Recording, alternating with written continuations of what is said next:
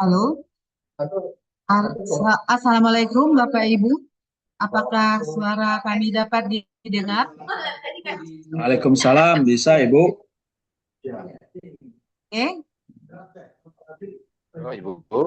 sebelum kita mulai, kita sapa-sapa dulu. Selamat pagi Bapak dan Ibu.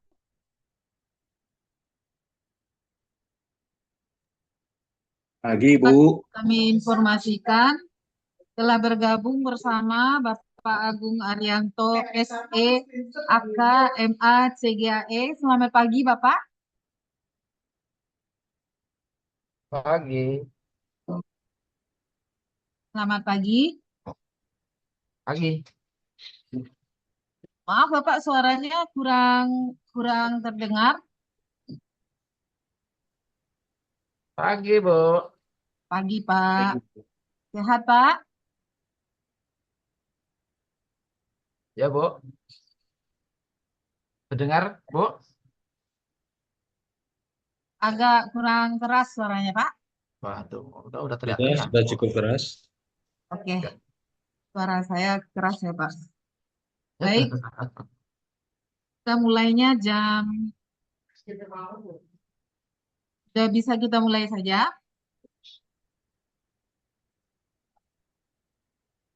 Baik, Assalamualaikum warahmatullahi wabarakatuh.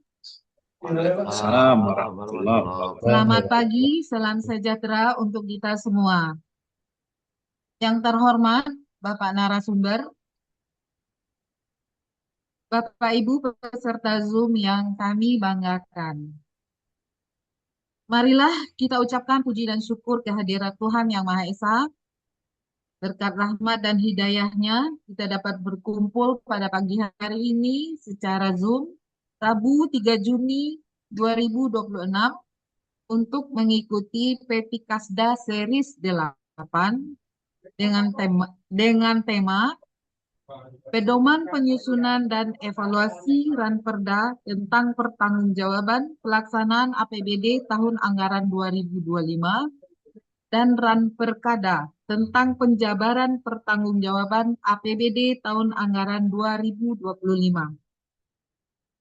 Langsung saja kita masuk pada paparan materi yang akan disampaikan oleh narasumber. Bertindak sebagai narasumber pada kesempatan kali ini adalah Analis Keuangan Pusat dan Daerah, Ahli Madya, Direktorat Pelaksanaan dan Pertanggungjawaban Keuangan Daerah, Direktorat Jenderal Bina Keuangan Daerah Kementerian Dalam Negeri Republik Indonesia, kepada Bapak Agung Arianto SE, AKMA, CGAE, kami persilahkan. Ya, terima kasih, Bu Debi. Suara saya terdengar nggak, Bu Debi? Halo? Ada terdengar tapi kurang, Pak. Kurang. Mm-mm. Teman-teman, ada yang terdengar nggak? Atau kurang juga? Ada, saya ada. Baik, Ada, Pak. siap. Oke, kita mulai. Bismillahirrahmanirrahim. Assalamualaikum warahmatullahi wabarakatuh. Waalaikumsalam warahmatullahi wabarakatuh. Selamat pagi, salam sejahtera bagi kita semuanya. Syukur alhamdulillah wa syukurillah. Kita menjalankan kehadirat Allah Subhanahu wa taala yang telah melimpahkan rahmat dan hidayahnya kepada kita semuanya sehingga kita dalam keadaan sehat walafiat bisa menghadiri acara virtual Peti Kasda ya Bu ya. Apa nih Bu? Peti Kasda artinya apa Bu nih Bu? Kasda kas Etikas daerah. kas Peti daerah. petinya apa? Artinya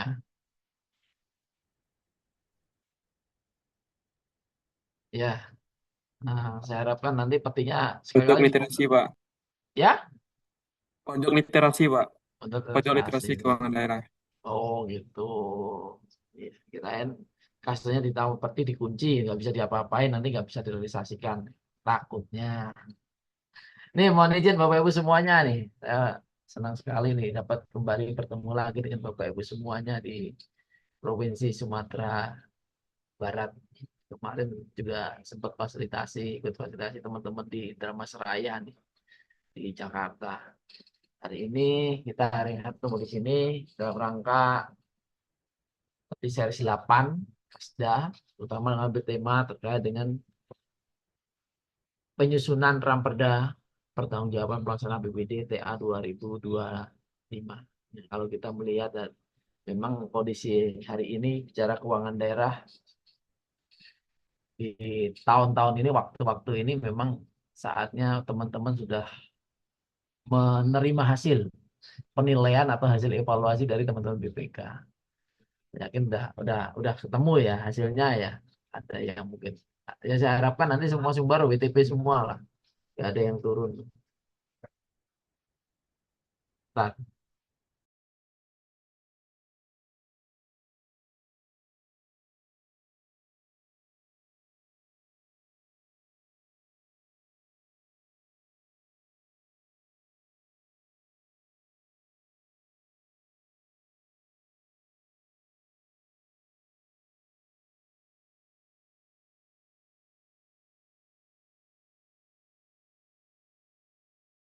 oke, mohon izin ada sedikit ini tadi. Mohon izin Bapak Ibu semuanya. Memang waktu hari ini ada saatnya kita menyusun namanya Ramperda pertanggungjawaban pelaksanaan APBD. Saya yakin udah setahun lebih kemarin ya kita udah melaksanakannya. Memang kalau kita bicara APBD itu kita akan bicara suatu siklus, di mana siklus itu paling nggak membutuhkan 2 tahun, 6 bulan sebelum N dan plus 6 bulan setelah N. Nah, kenapa sebelum N? Berarti kan waktu saat penyusunan dokumen penganggarannya, plus N-nya pas waktu pelaksanaannya yang Bapak Ibu udah laksanakan kemarin dari proses penetapan APBD, penyusunan anggaran, kas, penyusunan apa itu namanya DPA, penyusunan SPD, sampai nanti laporan per bulan, laporan per semester, dan nanti laporan di akhir tahun yang akhirnya ujungnya dilakukan pemeriksaan oleh BPK. Untuk selanjutnya nanti laporan BPK menjadi lampiran atau bagian dari perda pelaksanaan pertanggungjawaban APBD. Ya, ini kalau kita bicara siklusnya ya. Nah, ini mohon izin. Nah, tapi sebelum itu saya ingin apa ya menjelaskan beberapa hal terkait isu-isu dalam pengelolaan keuangan daerah. Nah, ini memang menurut saya hal yang penting ya di pengelolaan keuangan daerah ini.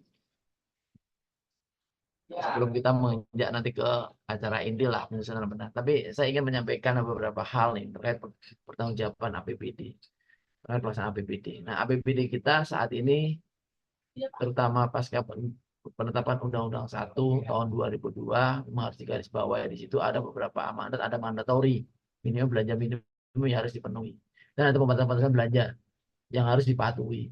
Kalau kita lihat di Undang-Undang 1 tahun 2022 itu ya yang paling krusial, yang paling penting atau mungkin menjadi isu yang terkini yaitu terkait dengan alokasi maksimal belanja pegawai sebesar 30% dari total APBD.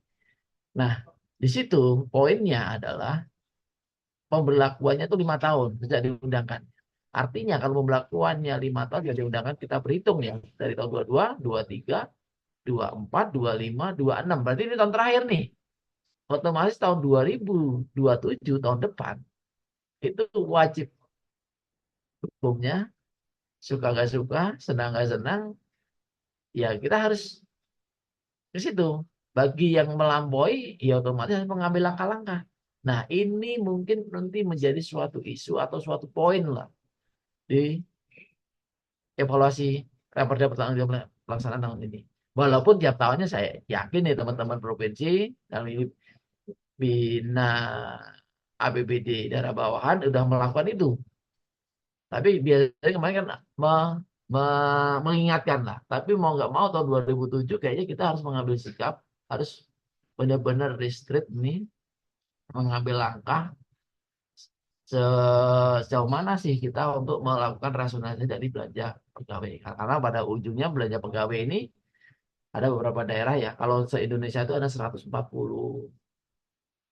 Pemda lah, kabupaten kota yang belum memenuhi tadi atau masih di atas nilainya di atas dari 30%. Nah, termasuk nanti ada beberapa di Sembar.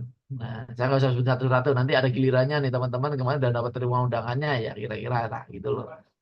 Karena hari Jumat pun saya ditugaskan juga mungkin salah satunya di Jumat atau Kamis ya. Kamis itu salah satu kabupaten kita di Sumbar ini yang mungkin ada jadwal coaching klinik nanti terkait dengan langkah-langkah untuk me- merasionalisasi belanja kita atau realokasi atau menyikapi lah beberapa daerah.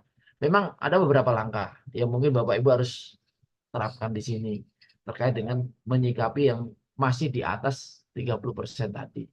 Karena pada prinsipnya ada dua, ada kalau secara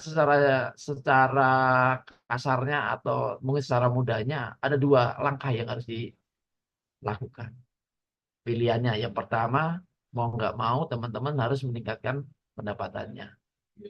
Karena secara langsung kalau peningkatan pendapatan otomatis akan memengaruhi nilai proporsi di belanjanya. Karena pendapatan tadi pasti akan dialokasi untuk belanja. Yang belanja tadi mungkin atau digunakan di luar belanja pegawai tadi. Yang kedua, mungkin langkah yang ekstrim, mengurangi belanja pegawai. Nah, mengurangi belanja pegawai ini ada beberapa langkah. Yang pertama, mungkin mengurangi jumlah pegawai. Entah itu P3K-nya, atau tidak menambah lagi formasi ASN-nya, atau mungkin ada resizing OPD-nya. Nah, itu yang harus dilakukan. Nah, yang kedua, kalau kita bicara belanja pegawai, mohon izin, Mas, kalau kita belanja pegawai, memang ada beberapa variabel di situ ya. Kalau belanja pegawai, kita bicara belanja pegawai itu apa aja sih variabelnya? Oh, di situ ada namanya gaji dan tunjangan. Kalau gaji dan tunjangan, otomatis itu sifatnya given. Artinya apa? Artinya itu pasti dari dibiayai dari perhitungan dalam formula DAU. Artinya udah given, itu udah dibiayai dari secara langsung dari APBN. Yang kedua itu sudah ada pakemnya, ada aturannya, tinggal kalikan aja volumenya, ada berdasarkan PP ya, udah ada ininya, itu nggak mungkin itu nanti akan dikurangi Pak. Dan kita belum ada kebijakan untuk mendorong pensiun percepat yang nggak ada, artinya kita given itu harus dilakukan. Dan berikutnya adalah belanja pegawai yang berupa selain gaji pokok tentunya tadi, termasuk belanja DPRD, gaji pegawai DPRD, di situ ada tunjangan transportasi, tunjangan perumahan, dan belanja pegawai atau belanja gaji dan tunjangan dari kepala daerah. Nah, di sisi lain, kalau kita lihat porsi yang paling besar belanja pegawai itu distribusinya adalah dari belanja ASN. Nah, ASN ini ternyata ada dua pintunya, gaji dan tunjangan dan tambahan penghasilan PNSD. Nah, ini mau nggak mau mungkin menjadi suatu apa ya mata anggaran yang mungkin kalau pil-pil pahitnya mungkin bisa dilakukan rasionalisasi atau mungkin malah dihapuskan untuk mencapai 30% tadi. Nah, ini memang ada beberapa daerah itu pun kita lakukan ternyata belum juga. Masih di bawah 50. Kita lakukan itu masih di atas 30 tapi di bawah 40. Tapi itu agak mendingan lah. Walaupun nanti kalau kita belanja pegawai secara proporsionalnya memang harus ada sebenarnya harus ada pemetaan yang jelas lah. Seberapa besar sih idealnya belanja pegawai kita ini yang kita lagi dibicarakan atau kita diskusikan oleh teman-teman BKN, Menpan maupun Kemenq. Karena kalau kita bicara distribusi ASN ini di masing-masing daerah kan berbeda-beda. Kita harus melihat juga nanti terkait dengan luas wilayahnya, jumlah penduduknya. Kira-kira kan ketemu nanti idealnya belanja pegawai kita tuh berapa. Nah, ini makanya kemarin berdasarkan hasil telaah itu, berdasarkan kajian itu dan beberapa daerah ternyata ada beberapa kesulitan tadi karena kalau kita bicara belanja pegawai ternyata ada beberapa kebijakan terutama semenjak ada kebijakan untuk pengangkatan P3K itu ternyata sangat sekali berpengaruh atau berdampak terkait besaran alokasi. Ditambah lagi di tahun 2006 ternyata yang kebijakan realokasi atau penyesuaian TKD-nya. Nah, ini menambah Pemda yang porsi belanja pegawainya lebih banyak ya, atau yang porsi belanja di atas 30% lebih banyak lagi di tahun-tahun sebelumnya. Nah, ini yang kemarin menjadi diskusi tingkat menteri. Nah, kabar baiknya nih mohon izin Bapak Ibu ya sampai di sini di tiga menteri tadi, Pak Mendagri, Pak Menq dan Bu Menpan RB di rapat tingkat menteri sudah sepakat bahwa ada semacam relaksasi. Relaksasi ya, artinya relaksasi itu ada semacam penundaan lagi.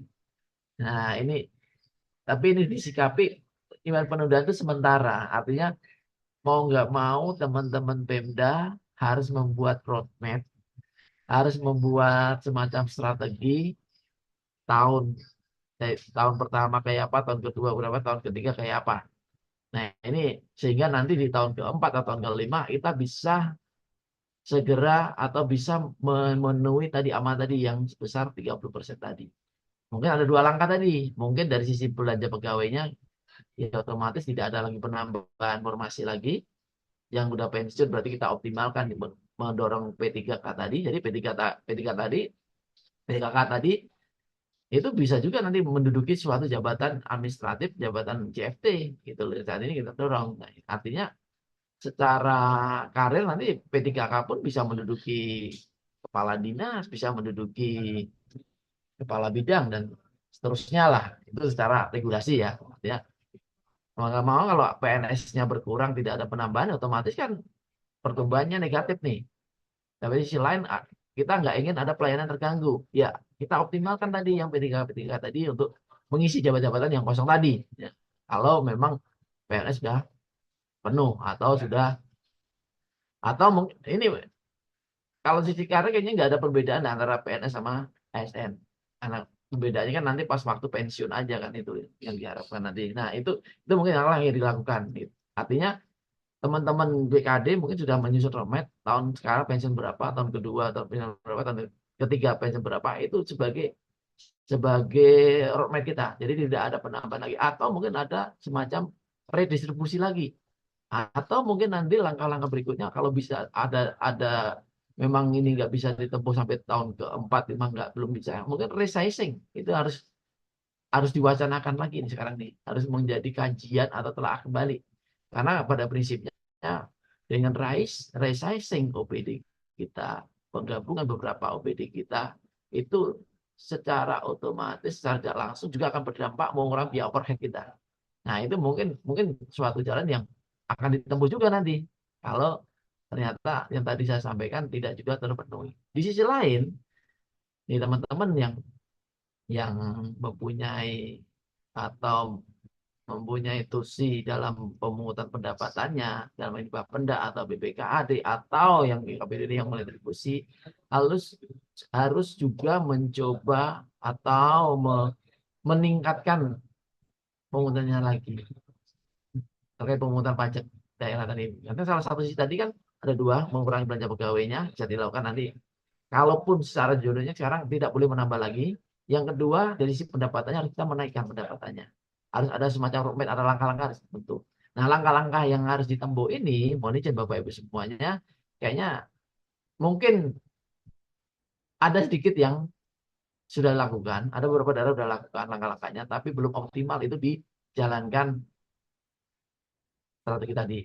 Nah, dalam hal ini, hal yang penting kalau kita ingin meningkatkan pendapatan, mungkin ada cara namanya, langkah yang dilakukan adalah intensifikasi. Yang kedua, ekstensifikasi. Yang ketiga, diversifikasi. Ini tiga kata ini, rangkaian kata ini mungkin sudah sering terdengar nih Bapak Ibu semuanya. Dan saya yakin Bapak Ibu sudah melakukan ini, walaupun mungkin tidak tepat sasaran atau mungkin belum optimal yang kita harapkan.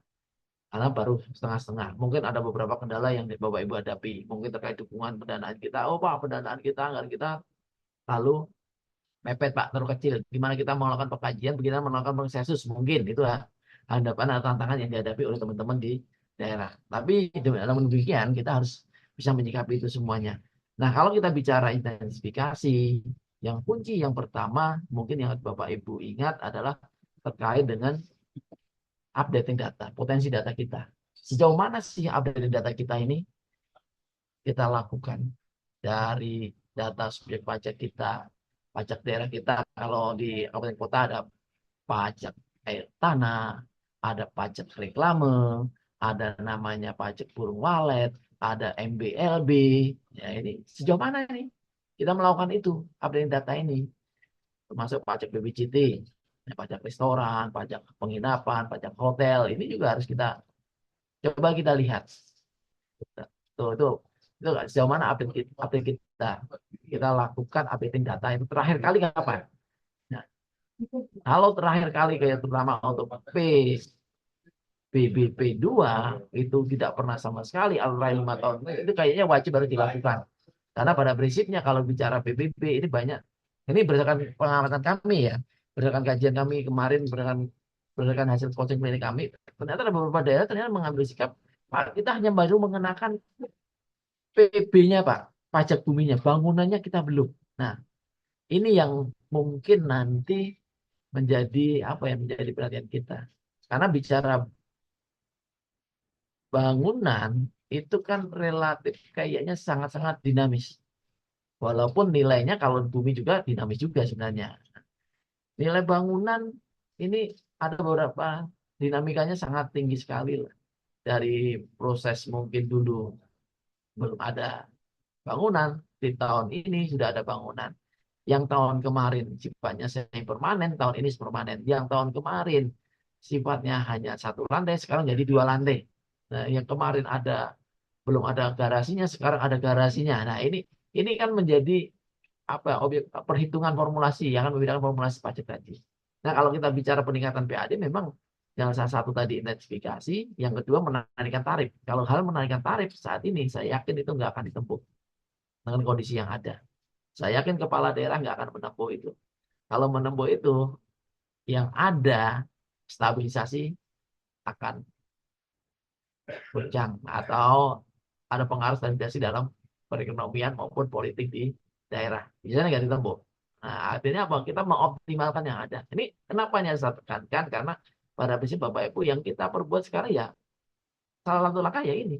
Kalau Bapak Ibu, walaupun nanti ada kabar gembiranya kemarin, ada penyesuaian lagi, ada peningkatan itu dari TKD-nya, kalau rancangannya di PMK itu ada peningkatan rancangannya. Tapi itu baru rancangan APBN-nya ya. Dan APBN-nya ada peningkatan dibanding tahun ini. Tapi yang harus kita upayakan juga, kita harus mendorong ini juga. Mendorong untuk kemandirian fiskal kita. Kemandirian fiskal kita tempuh, kita dapat dari tadi peningkatan dari PAD. Entah itu dari pajak daerah, entah itu dari republik daerah, entah dari pengelolaan dana dipisahkan, maupun lain-lain PAD. Nah, dari pajak daerah itu intensifikasi, lakukan intensifikasi dengan persen. Nah, intensifikasi dari update data tadi juga bisa menimbulkan ekstensifikasi. Sekaligus dapat langkah ekstensifikasi apa? Karena ada perluasan yang kita maksud di sini perluasan subjek pajak baru. Yang kemarin belum terdata sekarang jadi terdata. Yang kemarin belum sempat melaporkan sekarang melaporkan. Nah, ini yang mungkin nanti dampaknya update data itu. Nah, ekstensifikasi di samping update data tadi, Bapak Ibu juga bisa menempuh, teman-teman bisa menempuh terkait dengan pertukaran data, kolaborasi dengan instansi lain. Ini mau nggak mau harus kita lakukan, mengingat anggaran kita terbatas, gimana caranya update data itu bisa kita capai juga dengan sebiasa efisien mungkin. Nah, maksud saya dengan tukar data dengan instansi lain, termasuk nanti Bapak Ibu tukar data dengan teman-teman DCPB, itu nanti bisa kita mengupdate atau kita minimal kita cross check lah seberapa validnya kebenaran dari laporan pajak yang di BP laporkan ke kita. Nih, Bapak Ibu kalau ada BPJT di situ, BPJT tinggi nih kota pariwisata, ada hotel di situ. Kita cocokin nih angkanya dengan yang di teman-teman di KPP-nya. Karena mereka ada kewajiban untuk melaporkan penghasilan PPh 21-nya dan penghasilan badannya. Dari situ akan ketahuan omsetnya. Kira-kira omsetnya sama nggak pas dilaporkan ke kita sama yang dilaporkan ke teman-teman di DP. Nah, inilah fungsinya pertukaran tadi. Termasuk nanti Bapak Ibu tidak hanya BP pertukaran dengan teman-teman di ATR BPN pas waktu melaksanakan program PTSL. Nah, ini juga bisa nih kita lakukan nih untuk mengupdate data tadi. Jadi nggak ketahuan JNT-nya, zona nilai tanahnya. Dan zona nilai tanah itu kita nggak menaikkan tarif, tarifnya per kali tetap hanya nilai tanahnya harus kita sesuaikan. Nah, ini yang mungkin nanti Bapak Ibu, ya walaupun nanti tidak secara frontal ya kita lakukan, terutama yang Bapak Ibu yang sudah 10 tahun, 20 tahun nggak menyesuaikan JNT-nya, ya jangan ditembus juga langsung sesuaikan JNT-nya sekarang, itu nggak bisa juga. Artinya Bapak Ibu harus nanti juga mengambil efek psikologisnya juga, secara kan bertahap. Nah, artinya ada roadmap tadi yang masalahnya gitu loh, ada tahapannya. Sekarang kita target kita naik 10%, tahun kedua naik 10% lagi, tahun ketiga 50% lagi. Dari itu bisa naik penyesuaian JNT tadi, kalau dari PBB-nya. Nah, atau mungkin dari update data tadi. Nah, itu mungkin menjadi rumusan dalam penyusunan target. Itu lalu bicara terkait dengan identifikasi dan intensifikasi. Di samping langkah itu, kalau bicara identifikasi, kita juga bisa mengupayakan atau mendorong nih teman-teman yang mempunyai tugas fungsi untuk menggunakan pajak untuk membuka kanal pembayaran, yang tujuannya mempermudah masyarakat dalam melaksanakan kewajibannya. Nah, mudah-mudahan bisa melalui sistem kerjasama dengan pihak bank maupun non-bank, kayak para laba, atau mungkin bisa kerjasama dengan penyedia marketplace daring. Ada beberapa penyedia marketplace yang tersedia saat ini ya, yang mungkin bisa Bapak Ibu lakukan milik Shopee, Tokopedia dan lain-lainnya lah. Itu bisa dilakukan kerjasama. Tujuannya apa? Mempermudah. Nah, sampai itu juga kita coba membuat semacam apa namanya? Semacam kanal-kanal lah, outlet lah yang mendekati pusat-pusat keramaian, yang tujuannya mempermudah masyarakat, karena kita tahu masyarakat kesibukannya kita nggak bisa prediksi. Ada yang mungkin freelance, ada juga yang mungkin dari pagi sampai sore kerja, malamnya udah capek. Nah, ini nggak ada lagi, dua-duanya suami istri kerja semuanya, jadi nggak ada lagi yang mau, niatnya nggak mau apa, ini sebenarnya mau membayar tapi nggak ada waktu. Nah, ini coba teman-teman gali lagi nih, coba nih teman-teman dari Bapeda, coba lihat ini, gali nanti. Kalau perlu hari Sabtu Minggu tuh bisa buka lah, kerjakan, atau ada giliran lah semacam bukan oleh-oleh di pusat-pusat keramaian seperti di mall, di event-event car free day atau yang lainnya. Itu mungkin Bapak Ibu bisa lah gitu untuk peningkatan pendapatannya. Itu dari sisi identifikasi.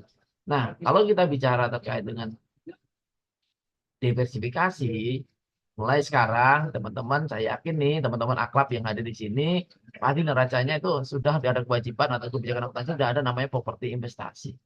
Nah, coba kita pastikan kembali lagi, properti investasi, divisi properti investasi itu apa? Dan apakah semua aset yang sudah masuk kategori properti investasi ini sudah masuk ke situ belum? Nah, ini butuh komitmen bersama juga masing-masing pengguna barang, karena bagaimanapun penguasaan barang itu tadi pengguna barang. Nah, pengguna barang seharusnya melakukan inventarisasi atau mungkin sudah dilakukan inventarisasi, tapi harusnya yang aset yang kira-kira nggak dimanfaatkan atau nggak dalam bentuknya operasional itu bisa didorong atau misalkan pengelola barang, sehingga untuk pengelola barang dalam ini sekda bisa membuat suatu portofolio BMD kita. Kira-kira BMD kita yang mau dimanfaatkan tuh yang mana portofolio, dan ini ditawarkan ke investor. Nah, ini kadang kala kita nggak melakukan itu. Nah, ini memang ini ada beberapa langkah lah, karena ke BMD kita ini aset tetap ini kan saat ini kan masih nggak penataannya, masih ada beberapa catatan lah. Nilainya paling besar, porsinya 80% dari yang kita, karena yang besar itu biasanya sering dilakukan sampel dan biasanya ditemukan beberapa temuan permasalahan di situ, entah tidak dilakukan inventarisasi, tidak diakui, tidak atau diakui tapi dikuasai oleh pihak ketiga. Terus ada yang ada tapi nggak dicatat, atau dicatat tapi barangnya nggak ada. atau dicatat tapi bukti pemilikannya nggak ada. Ini mungkin yang harus Bapak Ibu coba nanti coba lihat kembali lagi. Ini menjadi poin ini teman-teman nanti yang pas evaluasi ini harus kita poin ini karena bagaimanapun di saat ini utility mengoptimalisasi aset BMD ini kayaknya wajib udah mulai kita harus lirik kita optimalkan. Tidak hanya bicara kemarin kalau kita mendorong akuntansi aset, tetap ini kita dorong ada penyusutan dan sebagainya. Ini kayaknya kita harus mendorong nih untuk mengoptimalisasi, mengutilisasi tadi potensi yang ada. Yang paling jelas potensi aset dulu yang kelihatan lah, karena bicara potensi, mengutilisasi potensi daerah ini kan macam-macam, Pak.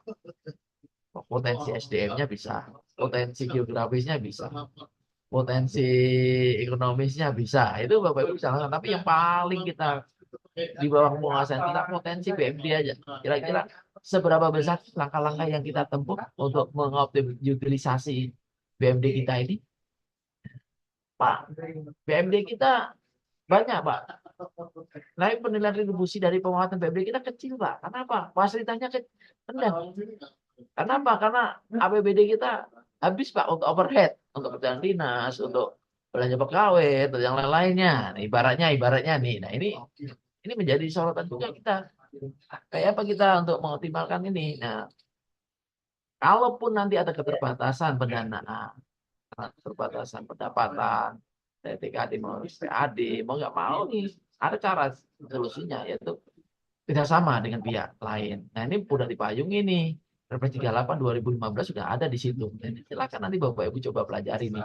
Ada beberapa daerah kemarin, Dramas Raya contohnya, walaupun sekarang ada beberapa permasalahan di Dramas Raya nih. Ya, saya mohon maaf nih teman-teman Dramas Raya, kemarin sudah melaksanakan menginisiasi namanya KPBDU, pemanfaatan apa itu kerjasama dengan pihak lain dalam peningkatan layanan ke masyarakat, tapi memang harus dilakukan dengan yang benar sesuai aturan. Nah itu yang mungkin menjadi perhatian kita. Tujuannya bagus karena inilah suatu bentuk kreatif financing yang harus kita lakukan bentuk KPBU ini atau financing, karena di situ KPBU itu kita dorong keterlibatan peran aktif dari pihak ketiga atau pihak masyarakat untuk ikut serta dalam meningkatkan layanan Pemda bagi masyarakat itu sendiri.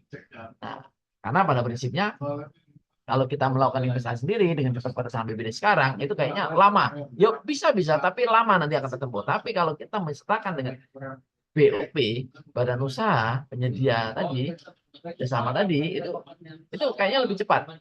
APBD kita lebih efisien. Menurut saya nih kalau di kajian-kajian di beberapa yang terjadi beberapa daerah itu kayaknya lebih efisien.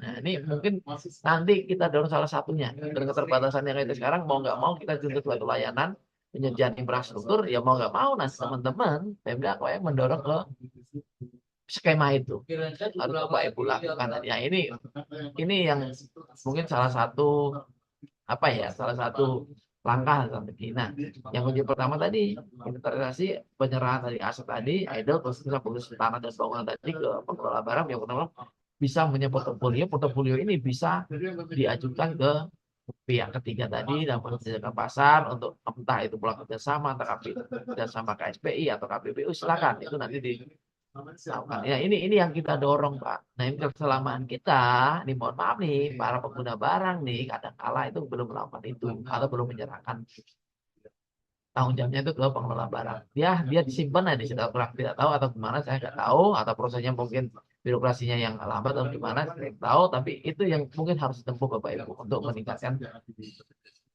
fiskal tadi, fiskal yang baru untuk meningkatkan kemandirian fiskal kita. Ini mohon izin nih Bapak Ibu, ini saya sampaikan kalau kita bicara pendapatan, karena pada prinsipnya kita bicara pendapatan ini hampir mohon maaf nih, hampir teman-teman Pemda ini kadang pembahasannya singkat Pak kalau bicara pendapatan.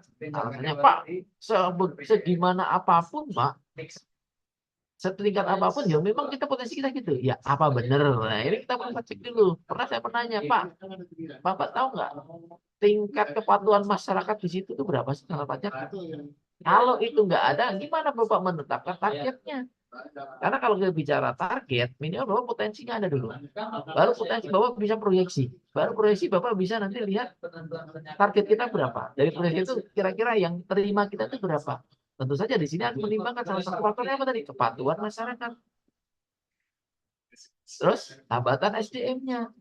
Terus terkait dengan sarana prasarana. Ini kan dipertimbangkan juga kan. Kalau di PP 35 2023 minimal ada dua tuh.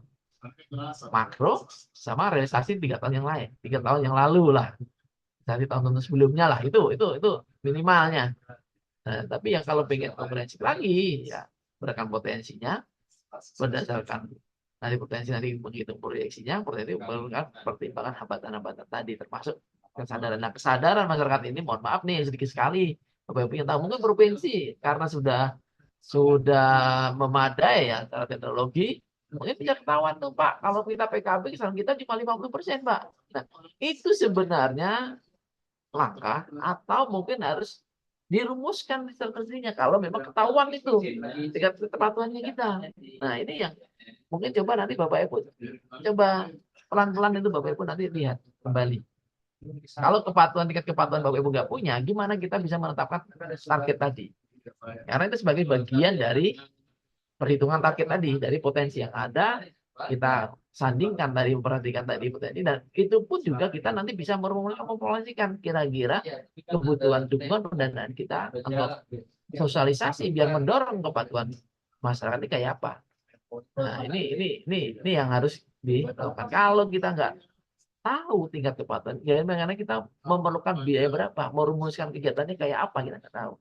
Nah, tentu saja perumusan kegiatan nanti untuk mendorong kepatuhan masyarakat tadi juga kita sesuaikan dengan karakteristik lokal kita. Artinya apa, Mas? Ada beberapa daerah-daerah yang berbeda-beda, yang artinya Bapak Ibu yang lebih tahu cara mensosialisasikan mengenai itu di momen apa sih? Ya, ini silakan Bapak Ibu nanti sesuai karakteristik Bapak Ibu semua di sana. Kami di Jakarta nggak akan tahu itu. Ya, artinya harus formulasi kegiatan harus kita lihat juga karakter lokal kita. Oh, kalau lokal kita Pak, kalau sosialisasi itu mengenai kalau Pak Ustadz Pak yang ngomong Pak. Ya itu silakan nanti diformulasikan dalam pengajiannya. Dalam beberapa pengajian yang mungkin tingkat RT, TKM, dengan kita nangkul itu. Kita kan Bapak Ibu untuk membuat forum lah. Bersama dengan SRA ibaratnya pas waktu pencarian bantuan, di situ ada momen apa itu pengajian. Nah disitulah nanti disampaikan. Nah ini semua kan Bapak Ibu yang lebih tahu lah. Atau mungkin dalam forum pentas seni. Nah, itu coba nanti juga disampaikan di situ. Disampaikan ini. Nah, artinya sebenarnya banyak cara lah untuk mendorong sosialisasi, untuk mendorong ketaatan dari anak hanya saja nih pesan saya Bapak Ibu semua, kita juga nggak bisa mengandalkan dari teman-teman BPKAD maupun Pemda. Karena bicara pendapatan ini terutama pajak itu kan manfaatnya tidak dilaksanakan langsung oleh masyarakat. Artinya apa? Artinya memang ada suatu korelasi atau relevansi antara tingkat layanan dengan kepatuhan masyarakat. Artinya apa? Artinya mau nggak mau, ya kita mengukur nih tingkat layanan kita ke masyarakat, tingkat kepuasan masyarakat udah penyelenggaraan pemerintah daerah itu sejauh mana. Mau dicek Pak Ibu. Kita bisa lihat nanti kesediaan infrastruktur kita itu bagaimana. Jalan kita yang siap layak pakai cuma 30%, Pak. Nah, bagaimana orang bisa mendorong kepatuhan bayar pajak PKB ibaratnya. Ya, ini terutama nih teman-teman udah ada offset PKB nih, ini ya dibutuhkan nih kolaborasi nih bagi teman provinsi maupun teman-teman di kota. Coba nanti Bapak Ibu lihat nih, saya nggak mencontoh ke menilai daerah satu daerah lain ya, tapi coba Bapak Ibu yang rasakan nih, karena yang dekat rumah saya aja di Jawa Barat. Bisa nggak membandingkan ini ya, tapi kalau menurut saya hal yang baik Pak, itu kita tiru. Kalau Bapak Ibu lihat di Jawa Barat, jalan provinsi itu Pak, itu sekarang hampir semua ada PJU-nya Pak. Nah, artinya di situ namanya PJU penerangan jalan dan mulus, diperlebar, berjalan mulus, ada PJU-nya kalau malam. Nah, itu Bapak bisa bayangkan kalau fasilitasnya segitu, ya wajar kalau PAD-nya naik, tingkat kesadarannya naik gitu loh. Nah, itu memang apa ya? Ada yang mungkin strategi itu yang mungkin bisa ditiru. Nah, ini butuh kolaborasi bersama lah. Nah, bagi teman-teman. Nah, kalau ketergantungan, Pak, APBD kita kan terbatas, Pak. Ya tempuh tadi. Yang teman-teman termasuk yang yang sudah lakukan sebenarnya KPBU dengan PJU itu bagus tuh sebenarnya. Nah, saja mungkin ada beberapa kendala lah permasalahan di lapangan. Nah, penyiapannya kurang matang lah. Ya, kita dorong semangatnya, tapi penyiapannya kurang matang. Itu yang mungkin menjadi pembelajaran bagi Bapak Ibu di kabupaten di luar Sumatera yang harus kita dorong nanti ke depannya jangan sampai terjadi kembali. Dengan pelajaran ya, itu sebaiknya hikmahnya pelajaran bagi kita semuanya lah gitu. Sehingga kita tidak menginginkan ada permasalahan di kemudian hari teman-teman. Nah, mohon izin Bapak Ibu semuanya, kembali lagi. Kita bicara APBD, memang kalau dari evaluasi pelaksanaan pertanggungjawaban, mungkin nanti kita akan lebih mudah. Dan saya nggak ingin Bapak Ibu, kita ingin naik kelas lah, naik penyusunan rapat pertanggungjawaban ini, karena saya lihat evaluasi rapat pertanggungjawaban ini kayak administrasi aja nih kayaknya. Begitu Bapak Ibu sampaikan ke provinsi teman-teman menelaah, terus yang dikejar apa? Nomornya. Bukan isi substansi, tapi nomornya untuk apa, Pak? Untuk perubahan APBD-nya. Nah, ini mohon izin nanti. Kayaknya kita harus mulai kritis lagi nih terkait dengan penajaman terkait dengan hasil evaluasi pelaksanaan APBD kita. Paling enggak itu bisa sarannya harus konkret, harus real, harus implementatif. Paling enggak dalam jangka pendek di perubahan APBD itu harus kena. Nah, ini yang mungkin menjadi PR kita bersama nih. Memang saat ini kita masih masih menyikapi Undang-Undang 1 2023 ini kita masih melakukan proses pembahasan secara intens terkait dengan perubahan Permen 11 tahun 2017. Karena kalau kita Permen 11 2017 kayaknya sudah nggak up to date lagi ya. Artinya ada beberapa kebijakan yang perlu kita kembali atur lah di situ. Nah, karena sendiri Permendagri 11 itu kan amanatnya dulu dari Undang-Undang 23. Nah, ada beberapa irisan di Undang-Undang 23 atau Undang-Undang 3 itu diatur kembali di Undang-Undang 1 tahun 2022 terkait keuangan pusat dan daerah. Mau nggak mau, ya kita harus menyesuaikan lagi nih. Ini yang PR kami untuk melakukan penyesuaian di Permendagri 11. Nah, karena perintah pembahasan, maka langkah solutifnya apa? Untuk menyiasati perkembangan dinamika tadi, maka kita melakukan surat edaran ditangani oleh Pak Dirjen untuk keuangan daerah, yaitu nomor 900.1.15.1/2 105 tertanggal 21 April tahun 2002. Nah, ini menjadi pedoman bagi teman-teman provinsi sebagai evaluator. Tapi ini juga menjadi pedoman bagi teman-teman daerah, Pemda kabupaten kota dalam menyusun kira-kira kelengkapan apa yang harus disiapkan dalam rancangan perda Rampekada yang akan dievaluasi oleh gubernur. Nah, ini mohon izin Bapak Ibu. Jadi ini kalau kita siapkan. Yang tidak menutup kemungkinan nanti Bapak Ibu teman-teman di Provinsi Sumatera Barat akan menambah ini karena pada prinsipnya ini minimal. Data minimal karena ada kebijakan provinsi masing-masing yang mungkin ingin Pak Gubernur tahu juga apa itu optimalisasi atau pemawatan bantuan keuangan mungkin bantuan keuangan khusus atau bantuan keuangan umum yang Gubernur lakukan itu kan ranahnya teman-teman Gubernur yang melakukan evaluasi termasuk nanti evaluasi terkait dengan intensifikasi atau sinergitas penerapan opsen atau penerapan pajak PKB maupun MBLB. Karena di situ ada opsen pajak. Entah opsen pajak yang di provinsi MBLB atau opsen pajak PBB PKB yang diterima oleh kabupaten kota. Nah, ini mungkin teman-teman nanti evaluator di situ akan strict di situ melihat nih seberapa sih dukungan kita kabupaten kota ini untuk mendorong tadi. Karena pada prinsipnya kalau bicara opsi pajak mau nggak mau teman-teman kabupaten kota ini lebih banyak diuntungkan daripada di tahun sebelumnya ya. Terutama bagi dari teman-teman daerah Pemda yang tingkat kepemilikan bermotornya kepatuhan bermotornya tinggi. Nah, ini perlu kerjasama. Yang dulu kelemahan kita dulu mau mikir bahwa itu yang tahu daerah kan teman-teman kabupaten kota, tapi kewenangan di provinsi. Nah, sekarang kita begini kewenangan provinsi, tapi peruntukannya langsung ke kabupaten kota. Ini tentu saja keuntungan dari kabupaten kota. Yang pertama itu sesuai dengan kita dan kita ingin mendorong keaktifan juga masing-masing Pemda. Jadi jangan salahkan provinsi nanti. Kalau ternyata kita kecil mungkin di situ ada masyarakat kita yang kesadaran pajaknya rendah. Nah, ini kita dorong nih kolaborasi sinergi nih antara Bapenda kabupaten kota atau dinas perhubungan kabupaten kota dengan Samsat PTD Samsat tempat. Kira-kira jam mana nih? Nah, ini yang harus kita lihat kembali sesuai dengan kewenangannya gitu loh. Termasuk penyediaan jalan tadi, jalan kabupaten, kewenangannya kabupaten, jalan provinsi, kewenangan provinsi, termasuk infrastrukturnya, penyediaan apa namanya rambu-rambunya, PJU-nya kayak apa, itu menjadi penilaian juga bagi masyarakat atau sebagai pertimbangan atau mempengaruhi kepatuhan dari masyarakat dalam menunaikan kewajibannya tadi. Tapi ini menjadi catatannya bagi kami kemarin. Di samping ada beberapa poin-poin atau isu-isu terkait pemenuhan infrastruktur kita, belanja infrastruktur kita yang 40%, masih ada beberapa daerah yang di bawah 30%. Terutama untuk belanja modal kita relatif sangat kecil sekarang. Udah 20% udah bagus. Rata-rata 10%, di angka 10% kabupaten kota itu. Rata-rata. Intinya untuk belanja modal ya, bukan infrastruktur. Kalau belanja modal itu ada sebagian udah 40%. Tapi untuk belanja modal sendiri, gitu.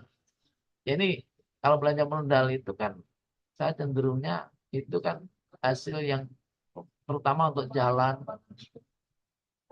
jembatan, irigasi, itu kan manfaatnya secara langsung itu diwakil oleh masyarakat. Beda dengan peralatan mesin. Peralatan mesin itu biasanya untuk ASN. Bangunan ada sebagian untuk ASN, ada sebagian untuk masyarakat. Orang sekolah, satu itu untuk masyarakat. Nah, terus rumah sakit untuk masyarakat. Tapi yang jalan ini yang mungkin paling banyak dan mungkin yang ini yang dirasakan langsung oleh masyarakat. Karena prinsipnya jalan yang baik itu akan mempermudah distribusi produsen ke konsumen dari hasil pertanian ke konsumen tingkat akhir. Yang intinya itu akan mengefisiensi biaya logistiknya. Nah, biaya logistik yang efisien itu akan kompetitif harganya. Nah, ini kompetitif harganya itu akan mendorong profitabilitas dari produsen tadi, itu UMKM tadi, entah petani, entah pedagang atau yang lainnya lah, entah pelayan atau sebagainya. Ini yang kita dorong ke situ, yang harus kita. Nah, intinya apa? Intinya Bapak Ibu, APBD kita sekarang memang harus kita fokuskan kembali, mendudukan kembali. Kita tidak boleh menyamaratakan lagi semangat sekarang. Artinya kita harus coba melihat atau pintar-pintar melihat nih kira-kira sektor mana sih, urusan mana yang mempunyai kontribusi terbesar dalam PDRD kita.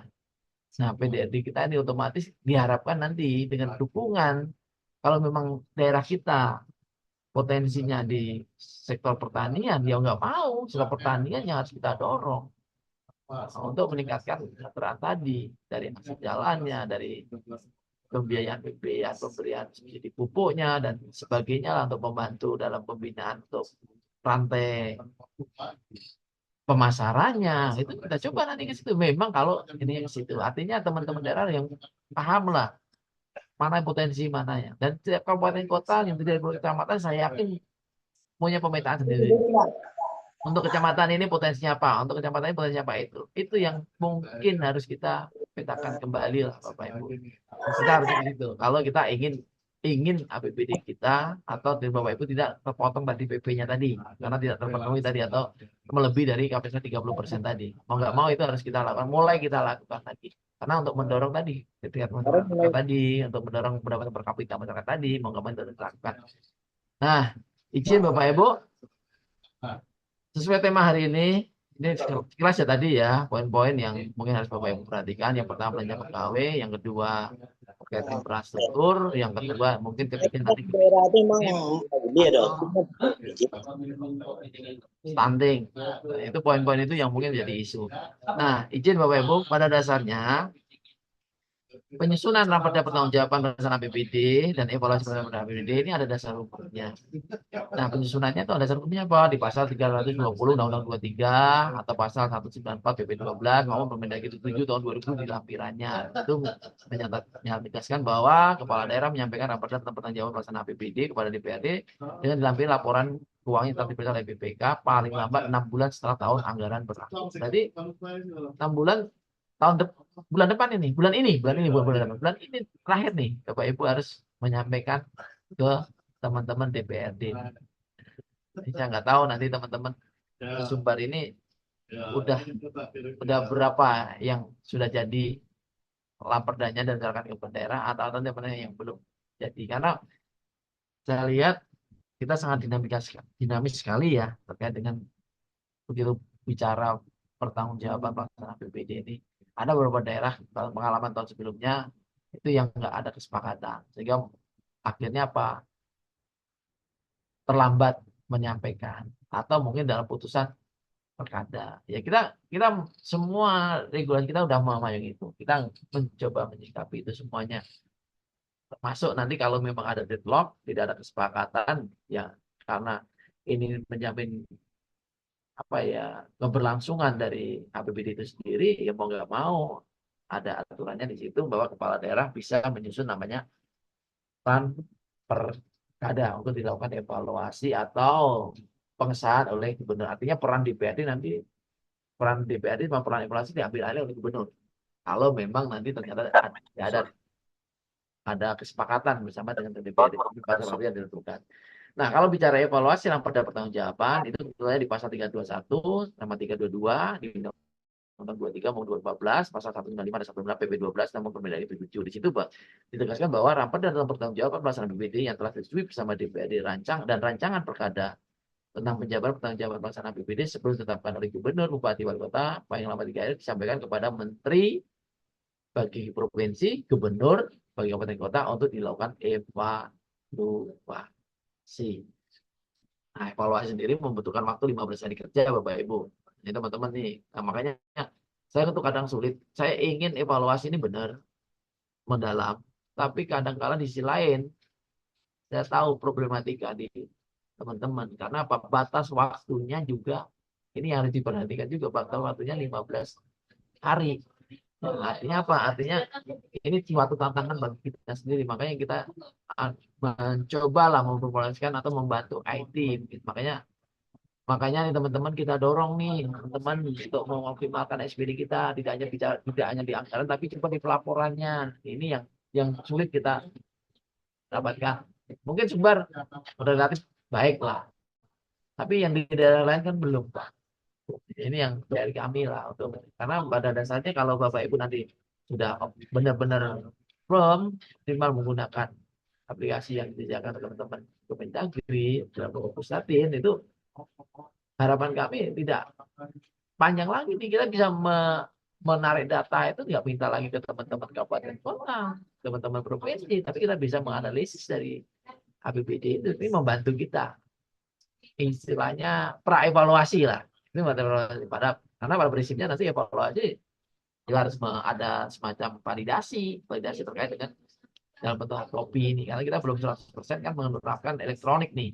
Ya, SPD pun sendiri kan saat ini masih dipakai dalam rangka perekaman belum menjadi suatu aplikasi yang mempunyai validasi yang lebih validasi data keuangan artinya kita nggak perlu mencetak langsung kita di situ kan belum ada di situ regulasinya gitu. Kalau kita udah full elektronik kita nggak ada lagi cetak mencetak Bapak Ibu SPM, SPP, SP2D nggak lagi mencetak nggak ada catatan tangan basah kalau itu mau diterapkan langsung nanti tapi ini suatu proses penetapan lah mungkin saat ini kita masih menggunakan aplikasi sebagai perekaman untuk mencatat melaporkan tapi kedepannya nanti bisa jadi menjadi aplikasi menjadi bukti itu jadi nanti SPP, SPM, SP2D atau NPD nggak perlu lagi mencetak nanti ke depannya. Tapi ini suatu proses yang harus dilalui dulu lah gitu.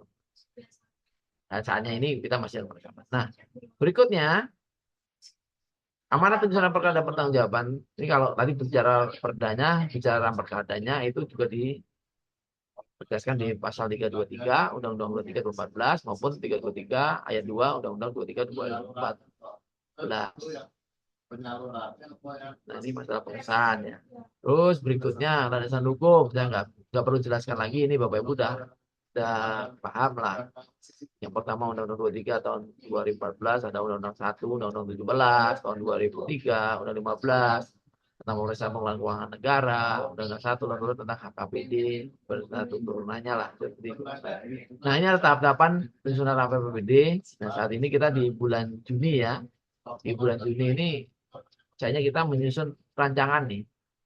Menyusun rancangan dan menyampaikan rancangan. Karena pada 30 Juni nanti itu paling lambat, selambat-lambatnya. Rancangan itu kalau dikatakan tepat waktu ya. Rancangan perda pertanggungjawaban pelaksanaan APBD itu paling lambat 30-nya harus disampaikan ke teman-teman DPRD. Nah, teman-teman DPRD nanti punya waktu 1 bulan karena 31 Juli itu harus ada kesepakatan bersama. Nah, setelah ada kesepakatan bersama paling lambat 3 hari kerja ya, Bapak Ibu harus menyampaikan ke gubernur, ke kabupaten kota, provinsi, ke menteri 3 hari setelah setelah kesepakatan bersama. Nah, gubernur, Menteri Dalam Negeri mempunyai waktu 15 hari kerja untuk menetapkan namanya surat keputusan, evaluasi dalam rangka untuk penyempurnaan. Nah, nanti teman-teman berdasarkan Kepmen tadi, Kepgub tadi mempunyai 7 hari untuk melakukan menyempurnakan lah rancangan perkada kita berdasarkan hasil evaluasi. Nah, artinya apa? Artinya kalau kita lihat tarik ke sini paling di September itu seharusnya udah ada. Awal minggu pertama lah September itu udah ada penetapan perda maupun perkada tentang pertanggungjawaban pelaksanaan APBD. Nanti di Oktober itu udah perda apa ya? September ini udah perda perubahan APBD nih di September nih. Nah, ada kesepakatan bersama Oktober nanti perda APBD-nya, perubahan APBD-nya. Nah, ada waktu Oktober, November, Desember. Kita dorong ke sini semakin cepat lebih bagus. Ini paling selama-lamanya, kan pikir selama-lamanya. Tapi kalau boleh nggak Pak kita nanti menetapkan perda berdasarkan hasil evaluasi ini di bulan Agustus, awal Agustus, silakan. Kan tergantung prosesnya Bapak di sini nih, Juni. Boleh nggak kita menyampaikan kesepakatan ini sebelum Juni? Silakan. Kalau udah ketentuan sudah ada, udah lengkap, di Mei baru kita sampaikan ke gubernur untuk dilakukan evaluasi, ya sehingga kita dorong nanti di Juni sudah ada barangnya, ya itu silakan. Ada penetapan perdanya maksud saya, itu silakan. Tergantung tadi kesiapan Bapak Ibu. Makanya sekarang kita bicara, saya yakin ini mempengaruhi juga dari proses awalnya tadi untuk bagaimana mencapai Juni, mencapai Mei ini. Kan tergantung dari awalnya Januari tadi. Artinya apa? Kan kalau kita memakai tepat waktu itu selambat-lambatnya, ya mohon maaf nanti ya ujungnya ya di September itu baru keluar tuh perdanya, jawabannya. Tapi kalau di Januari kita udah jadi laporan nih, karena kita udah dengan bantuan teknologi Januari kita udah rekonsiliasi, udah kita sudah firm. Di Januari kita udah menyampaikan ke BPK 2 bulan, 60 hari, Maret kita sampaikan, April kita sampaikan, Mei ada kesepakatan. Bisa dilakukan, kayak kembali lagi ke komitmen dari Bapak Ibu semuanya tadi. Jadi kalau ingin cepat ya berarti dorong dari awal cepatnya. Jadi profesional laporan keuangan. Dan laporan keuangan nih, kondisi yang sekarang yang ada tahapan per bulan, ada semester, itu saya yakin laporan keuangan kita lebih valid daripada sebelumnya. Kalau sebelum-sebelumnya mohon maaf, laporan kan tahunan dibuatnya. Jadi lihat, tapi kalau laporannya dibuat bulanan, dibuat semesteran, saya yakin permasalahan yang biasa ditemui di akhir tahun itu bisa ditemui di lebih awal atau di pertengahan tahun. Artinya apa? Artinya laporan kita itu, keyakinan kita dalam menyampaikan laporan keuangan itu saya rasa itu semakin kuat, semakin bagus karena udah terdeteksi sedini mungkin. Ini yang kami harapkan nanti Bapak Ibu semuanya di situ. Nah, ini jawab pertanggungjawaban kalau secara tabel ya, tadi secara alur aja nih, secara tabel penyusunan laporanisasi minggu kedua bulan Juni, penyampaian laporanisasi anggaran semester pertama 7 hari kerja setelah semester berakhir bulan Juli, penyampaian hasil konsolidasi laporan semester pertama oleh BPK Koordinator Pengelolaan minggu kedua bulan Juli. Penyampaian rancangan laporan trimester pertama dari Sekda kepada kepala daerah minggu 3 bulan Juli. Terus penyampaian laporan organisasi pertama dari kepala daerah kepada DPRD akhir bulan Juli. Ini di awalnya nanti bisa Bapak Ibu Nah, ini termasuk nanti ketua DPRD. Ini paling lambat ya, lambat-lambatnya. Banyak pertanggungjawaban pelaksanaan dan rancangan perkada tentang penjabaran paling lama 3 hari kerja di bulan Agustus disampaikan kepada gubernur maupun ke Menteri Dalam Negeri bagi provinsi. Nah, apa aja yang substansinya diatur atau dokumen-dokumen apa yang harus Bapak Ibu siapkan? Kalau kami sistemnya melalui satu pintu, Pak, kalau provinsi ya. Tapi ini nanti kembali ke masing-masing daerah. Kalau di daerah, kalau gubernur. Ya, nanti silakan pakai apalah. Kalau kami ada unit layanan administrasi, ada ulang. Dan itu nanti teman-teman dari provinsi biasanya diwajibkan untuk mengupload dokumennya pada aplikasi Siola. Kalau di kami ya. Jadi bagi provinsi ini. Tapi bagi teman-teman kabupaten kota yang ke Sumbar, gubernur Sumbar, yaitu silakan nanti teman-teman BPKAD Sumbar mungkin bisa menyampaikan apakah ada aplikasi tertentu atau melalui Wah, pula kayak semacam pula lah mau bagi ganti kami. Mama yang itu Nah. sebelum Nah, nanti minta tolong itu nanti teman-teman provinsi Sumatera Barat bisa menyampaikan itu. Nah, kita nggak tahu nih karena ini serahkan ke masing-masing daerah. Domainnya teman-teman gubernur nih atau penyampaian atau cara penyampaian ini. Hanya saja kita mengatur terkait dengan dokumennya. Kira-kira apa? Yang pertama penyampaian perda, yang pertama surat KDA. Itu harus ada ditangani kepala daerah terkait penyampaian rancangan perda dan rancangan perkada. Surat KDA kepada DPRD terkait penyampaian rancangan perda dan rancangan perkada untuk dibahas bersama. Terus persetujuan bersama antara KDA dan DPRD terhadap rancangan perda. Nah, persetujuan bersama ini tangan siapa DPRD? Yaitu mengacu ke tatipnya, Pak. Apakah cukup ketuanya atau ada ketuanya, tiga pilih itu hadir atau enggak, itu silakan. Itu menyesuaikan tatipnya. Untuk persetujuan bersama ini sah atau enggak, atau sesuai ketentuan atau enggak, itu diatur di mana itu di tatipnya masing-masing perda tatip DPRD-nya. Termasuk risalah rapat paripurna atas pembahasan rancangan perda. Nah, ini juga dilampirkan risalahnya. Kalau Bapak Ibu nggak melampirkan, ya mohon maaf nanti teman-teman provinsi pasti akan menolak. Karena ini bagian dari mandatori dokumen yang harus Bapak Ibu sampaikan ke pasangan untuk evaluasi. Termasuk laporan hasil pemerintahan BPK yang meliputi laporan hasil pemeriksaan, laporan keuangan, pemerintahan atau kepatuhan terhadap perundang-undangan. Nah, ini juga harus disampaikan juga laporan hasil pemeriksaan. Jadi jangan laporan keuangannya saja, tapi laporan hasil pemeriksaan pun juga diminta disampaikan gitu loh. Kadang-kadang Pak kita kan udah laporan keuangan udah sesuai dengan BPK Pak, nggak perlu lagi melakukan LHP. Yang diminta LHP. Kalau tadi lampiran laporan keuangan ada di lampiran perda, iya. Tapi LHP-nya juga kita sampaikan juga karena di LHP itu tidak hanya bicara angka neraca, di situ juga ada opini. Ya, artinya itulah yang harus disampaikan ke teman-teman. Nah, ini silakan nanti teman-teman terkait dengan penyampaian itu berbeda-beda, silakan ke masing-masing daerah. Kalau bagi provinsi nanti ke Siola, teman-teman bisa mengakses nanti provinsi, bisa mengakses ke ulang Kemendagri GP, dokumen atau proses output layanan dilakukan secara online, terus penyampaian rancangan perda melalui aplikasi online yang dimanfaatkan sistem user dan password satuan kerja pengelola. Dan ini teman-teman BPKAD punya usernya, silakan nanti mengupload di situ. Nah, tata caranya nanti ada bisa diakses di ulang Kemendagri ID atau menghubungi konsentrasi kita 3521468. Nah, ini yang dokumen ya, penyampaian dokumen administrasi yang disampaikan. Nah, ini kelengkapan dari lampiran perda merancangan perkada. Rancangan perda pertama lampiran 1 itu bicara RA. 1 ringkasan RA menurut urusan Pemda dan organisasi. Lampiran 1/2 rincian APBD dikasih menurut kelompok dan pendapatan belanja dan pembiayaan. Lampiran 1/3 bicara rincian APBD menurut urusan Pemda, organisasi, program kegiatan, kelompok dan jenis pendapatan belanja dan pembiayaan. Lampiran 1/4 reklamasi belanja menurut urusan pemerintah daerah, organisasi, program dan kegiatan. Lampiran 2 bicara laporan SAL. Lampiran 3 bicara laporan operasional. Lampiran 4 bicara laporan likuiditas. Lampiran 5 bicara neraca. Laporan 4 bicara laporan arus kas. Laporan 7 bicara laporan kas. Laporan 8 bicara daftar reklamasi piutang daerah. Laporan 9 bicara daftar reklamasi penyisian piutang tidak terpakai.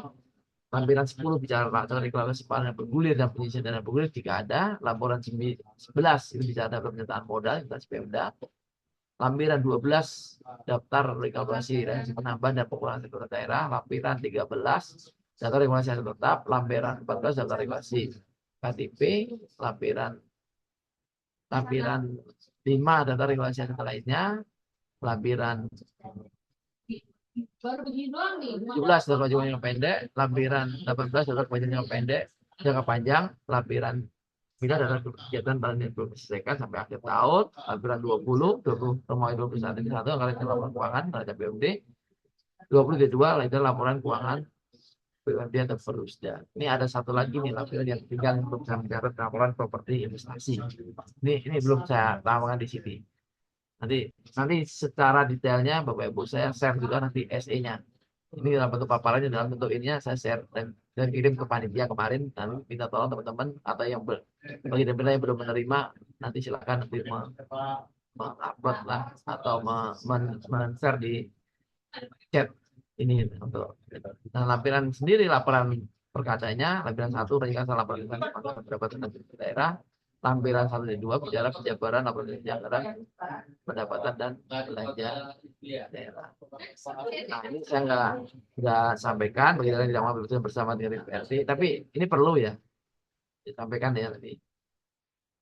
Karena tahun kemarin kayaknya ada beberapa di daerah kita yang tidak ada kesepakatan lah atau tidak ada persetujuan bersama dengan DPRD. Maka yang dilampirkan dalam perkara tentang pertanggung jawaban beda ada LRA 1.1, 1.2, 1.3, 1.4. Terus tadi lampiran 2 LP-SAL, LO, LPN, neraca, LK, jalan, menuju utang daerah, insan utang daerah, dengan dana bergulir, terus dana modal, regulasi penambahan, regulasi tetap, PDP, aset lainnya, dana cadangan daerah, kewajiban bayar jangka panjang, kegiatan yang belum diselesaikan sampai akhir tahun, dengan dalam tahun berikutnya, dan isinya laporan keuangan BUMD atau Perda. Intinya sama lah, perkada kita sama dengan yang Perda. Kalau dalam hal nanti ternyata kita nggak menyampaikan atau tidak ada persetujuan bersama antara kepala daerah dengan DPRD.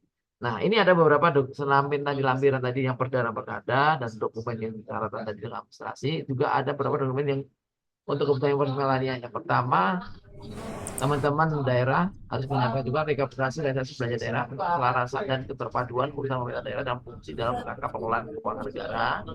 Terus ada rekapitulasi realisasi belanja daerah untuk pengelolaan belanja wajib yang diamankan dalam peraturan perundangan tadi, belanja pegawai, infrastruktur. Kalau belanja kesehatan kayaknya udah nggak lagi, tapi ada referensi lah, nanti perlu ditekankan lagi referensi karena kita nggak ada kewajiban pemenuhan kalau belanja kesehatan itu sekarang harus berapa persen dari total APBD nggak ada, tapi preferensi kita tetap mengacu ke 10%. Jadi upayakan nanti teman-teman atau teman-teman evaluator juga menjadi menjadi isu juga nanti kalau ternyata di teman-teman dari dapati alokasi belanja kita kurang dari 20%. Referensinya ditambah berikutnya dan undang-undang sebelumnya. Nanti belanja atau standar pelayanan minimal, peningkatan relasi penjabaran APBD yang diklasifikasi jenis perincian, seperincian objek pendapatan belanja dan pembiayaan, terus rekapitulasi relasi belanja daerah untuk penggunaan program negeri dan ada masih ada. Nggak ada ini. Jadi belanja daerah untuk mengulangi program prioritas nasional, program prioritas daerah, regulasi dari belanja daerah untuk kecepatan dan stunting, regulasi dari daerah untuk percepatan pengadaan kemiskinan, regulasi laporan belanja pengadaan berjasa melalui e-purchasing dan regulasi laporan belanja menggunakan kartu kredit pemerintah. Jadi ini saya koreksi yang berdasarkan udah nggak diwajibkan lagi. Tapi kalau nanti teman-teman provinsi minta itu ya silakan teman-teman disediakan. Nah, artinya apa? Artinya kami memberikan guidance dokumen yang minimalis, persyaratan minimum requirement. Nanti kalau provinsi ada kebijakan tersendiri, ada minta data yang di luar ini, yaitu menjadi kewenangan atau diskresi dari gubernur selaku pembina dari dari keuangan daerah. Jadi nanti jangan dipermasalahkan, Pak, menurut SE kita ini nggak ada, Pak. Kenapa ini teman Pak Gubernur minta ini, Pak Gubernur minta ini? Itu diskresi dari kepala daerah. Karena kepala daerah sendiri punya program prioritas juga yang mungkin harus mendapat dukungan, mendapat support, melalui sinergi dari teman-teman di kabupaten kotanya. Karena pada prinsipnya kalau kita bicara proses pembangunan, pola pengelolaan keuangan kita, pola pembangunan APBD kita, itu kan tergantung satu daerah sama daerah yang lain. Outputnya itu tergantung gitu loh, Pak. Kesuksesan dari pendidikan SMA itu akan tergantung dari kesuksesan dari SMP maupun di SD-nya. Nah, targetnya SMA itu pasti tergantung dengan kesuksesan penyampaian target SMA pasti akan tergantung dengan SMP-nya. Begitu juga nanti kesediaan jalan. Kesediaan jalan di provinsi juga akan sedikit banyak juga mempengaruhi dengan kabupaten kotanya. Kalau provinsinya bagus, akses jalan kabupaten kotanya menyambungkan ke jalan provinsi jelek, ya otomatis kan penilaiannya nggak imbang juga. Ini tolong nanti menjadi apa ya? Jangan menjadi diskusi yang panjang kalau nanti ada beberapa permintaan data yang dilakukan oleh gubernur, karena gubernur punya kebijakan sendiri di luar yang di surat edaran ini. Nah, di kita pun sendiri mohon izin Bapak Ibu bicara evaluasi sesuai dengan Permendagri. Lingkup evaluasinya itu yang pertama itu sebenarnya ada dua evaluasi tujuannya dalam Undang-Undang 23. Yang pertama menguji kesesuaian antara rancangan perda dengan perda. Rancangan perda ini di sini rancangan perda pelaksanaan pertanggung APBD dengan perda pertanggung APBD. Ya, ini suatu hal yang wajar menurut saya. Kenapa? Karena yang kemarin kita kan yaitu ada nggak komitmen kita untuk merealisasikannya. Nah, ini kan menguji ini. Jangan sampai nanti kemarin kita sepakatnya A, ternyata bikin ini jadi B. Nah, ini menjadi kunci nih kesesuaian itu saat ini ya kesesuaiannya kita. Nah, dari situlah ada 3 item, ada 3 klaster yang kita uji, yaitu konsistensi, legalitas, kebijakan. Konsistensi ini kesesuaian pakunya antara APBD dengan perdanya, kesesuaian nomenklaturnya. Ini sebenarnya udah nggak perlu lagi nomenklatur, saya yakin udah. Ini zaman dulu nih, Pak. Kalau dengan SBD sekarang ini kayaknya udah nggak perlu lagi dipandang. Artinya yang tadi disampaikan ini masih rezim yang lama, tapi dengan Permendagri 90 kayaknya yang nomor 2 kesesuaian nomenklatur ini nggak perlu dipertanyakan lagi karena kita sudah apa ya, sudah inline lah, dan kita ada standarisasinya.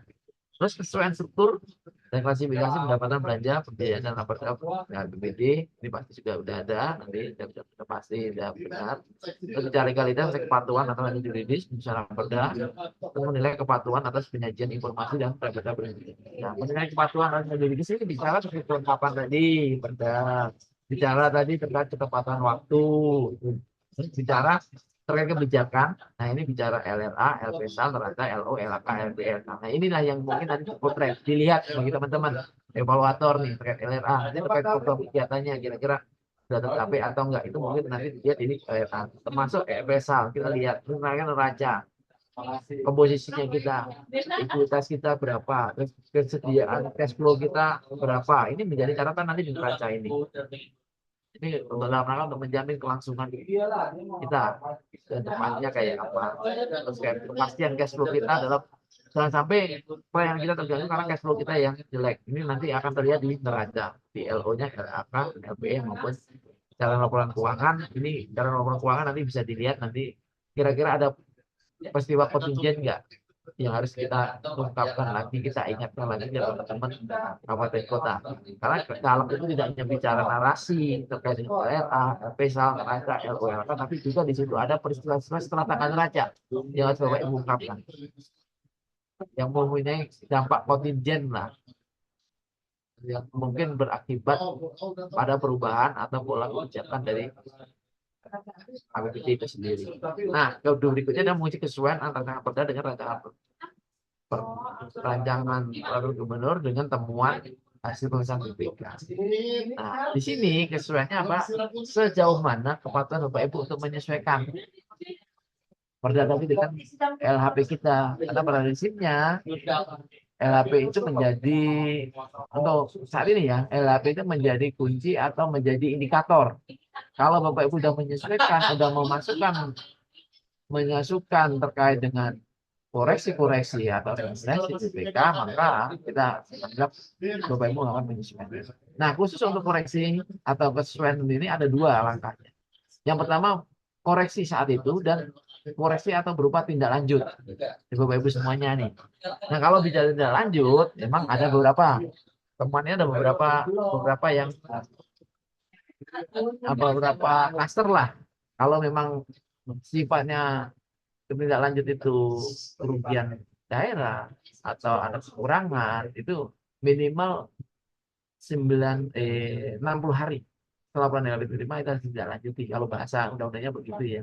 Nah, undang-undang hari ini yang mana itu silakan nanti Bapak Ibu. Nah, itu harus disusun roadmap-nya nanti rencana aksi yang Bapak Ibu. Nah, ini rencana aksi itu mungkin bisa disampaikan juga ke teman-teman evaluator untuk sebagai penilai. Kira-kira apa sih? Tapi jujur Pak, terkait kesesuaian Lamperda dengan LHP ini paling kita lihat nanti dengan LRA-nya.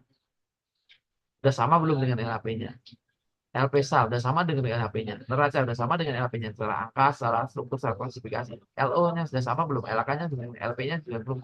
Dan calegnya, ini caleg yang BPK itu udah, itu requirement minimum yang harus diikuti. Ya, diikuti lah. Jangan sampai nanti dihilangkan nih informasi di sini. Ternyata di laporan kita di lampiran caleg ini ternyata nggak ada di lampiran berapa, lampiran 7 atau berapa itu ternyata dihilangkan. Itu yang menjadi faktor nanti pembersihan kita. Nah, tentu saja ada kepatuhan dalam undangan ini biasanya ujungnya penyetoran uang. Kalau SPI itu mungkin ada beberapa yang tidak bisa dilakukan dalam 60 hari SPI ini karena mungkin ada perubahan prosedur, perubahan kebijakan lah yang harus dilakukan ini. Kalau bicara SPP ini salah satunya. Ini mungkin nanti menjadi penilaian. Nah, inilah yang harus mungkin disampaikan. Loh Pak, bagaimana Pak kita kalau 60 hari kan ini belum 60 hari. Nah, paling enggak nanti teman-teman evaluator akan memeriksa nih dari rencana aksi seharusnya. Sejauh mana sih rencana aksi yang kita lakukan di tahun ini gitu loh. Yang kita tangani apa ada atau tidak gitu loh. Itu yang harus jadi penilaian. Kalau memang belum ada, mungkin nanti teman evaluator bisa memberikan apa semacam rekomendasi lah agar Kabupaten Kota bisa menyusun rencana aksi yang ditangani kepala daerah, disampaikan ke DPRD untuk menjadi panduan bagi KPD dalam tindak lanjut dari temuan. Nah, ini yang semua lingkup tadi, termasuk tujuannya tadi. Nah, tujuannya evaluasi pertanggungjawaban ada sebenarnya rekomendasi dan ada wajib menyempurnakan. Yang pertama bicara kesesuaian perda dan rancangan perda dengan perda. Konsistensi itu wajib penyempurnaan. Artinya ini karena tidak ada semacam kesesuaian lah antara LHP dengan LHPBK dengan ramperdanya.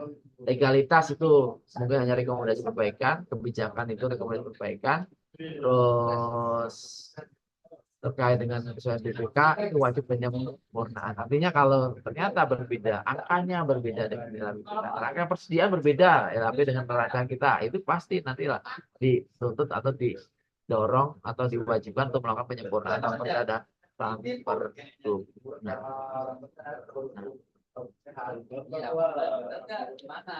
Evaluasi konsistensi sebenarnya tadi kita menilai patuhan datanya tidak sesuai atau sesuai nomenklaturnya, pendapatan belanja pembiayaan. Itu ada klasifikasi pendapatan belanjanya itu harus disesuaikan dengan yang di APBD-nya. Nah, dalam hal nanti terdapat pagu nomenklatur, tutur dan klasifikasi yang tidak konsisten, maka direkomendasikan untuk dilakukan penyesuaian atau penyempurnaan. Kalau legalitas Ini tahapan jadwal tadi yang tadi nanti jadi apa perbaikan ke depannya kalau kita nggak tepat waktu tadi kepatuhan meneliti karena kita sudah menimbang sudah mengingat terus kepatuhan penyajian informasi dalam rancangan perda yang terkait mereka selalu tadi dengan format yang ada. Nah itu mungkin ya beberapa hal yang dapat kami sampaikan Bapak Ibu terkait dengan poin-poin apa aja yang akan menjadi substansi pembahasan dari evaluasi rancangan perda pelaksanaan dan pertanggungjawaban APBD. Kalau ini slide berikutnya hanya bisa contoh-contoh aja, nanti bisa dipelajari Bapak Ibu semuanya di setelah sesi ini ya. Ini hanya contoh-contoh aja, mungkin nggak perlu saya jelaskan, tapi ini hanya format contoh yang tahun-tahun sebelumnya lah kira-kira. Ini poin-poinnya yang disorot sini. Ini kebanyakan sih teman-teman evaluator sebenarnya. Konsumsi teman evaluator untuk yang slide 16 ke bawah. Yang teman-teman yang mau dievaluasi itu lebih banyak tadi slide 100 sampai slide 50. Itu aja mungkin Bapak Ibu yang dapat kami sampaikan di sesi ini. Mungkin ada beberapa hal yang perlu kita pertanyakan, yang membuka ruang. Karena kalau di Jawa kita kan 2 jam Pak ya, 2 CP ya. Artinya masih ada waktu lah untuk mengupas tuntas dari atau yang belum jelas yang saya sampaikan tadi. Silakan Bapak Ibu bisa menanyakan. Waktu saya kembalikan ke moderator. Demikian yang saya sampaikan. Kalau bisa saya mohon maaf. Wassalamualaikum warahmatullahi wabarakatuh. Baik, Pak. Terima kasih, Pak Agung. Baik, Bapak Siap. Ibu. Mungkin ada yang ingin ditanyakan kepada narasumber kita. Silakan dengan raise hand.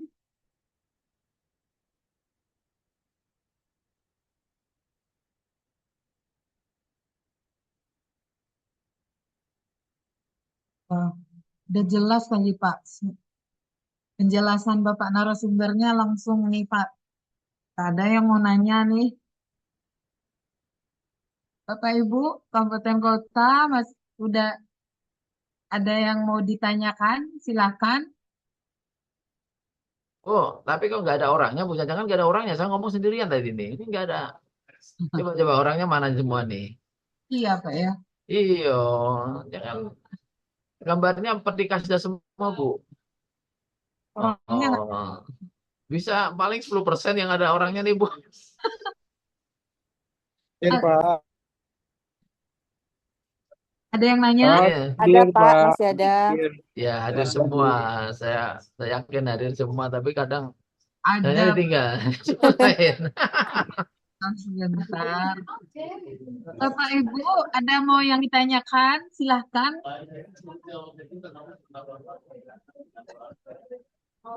Apakah cukup jelas?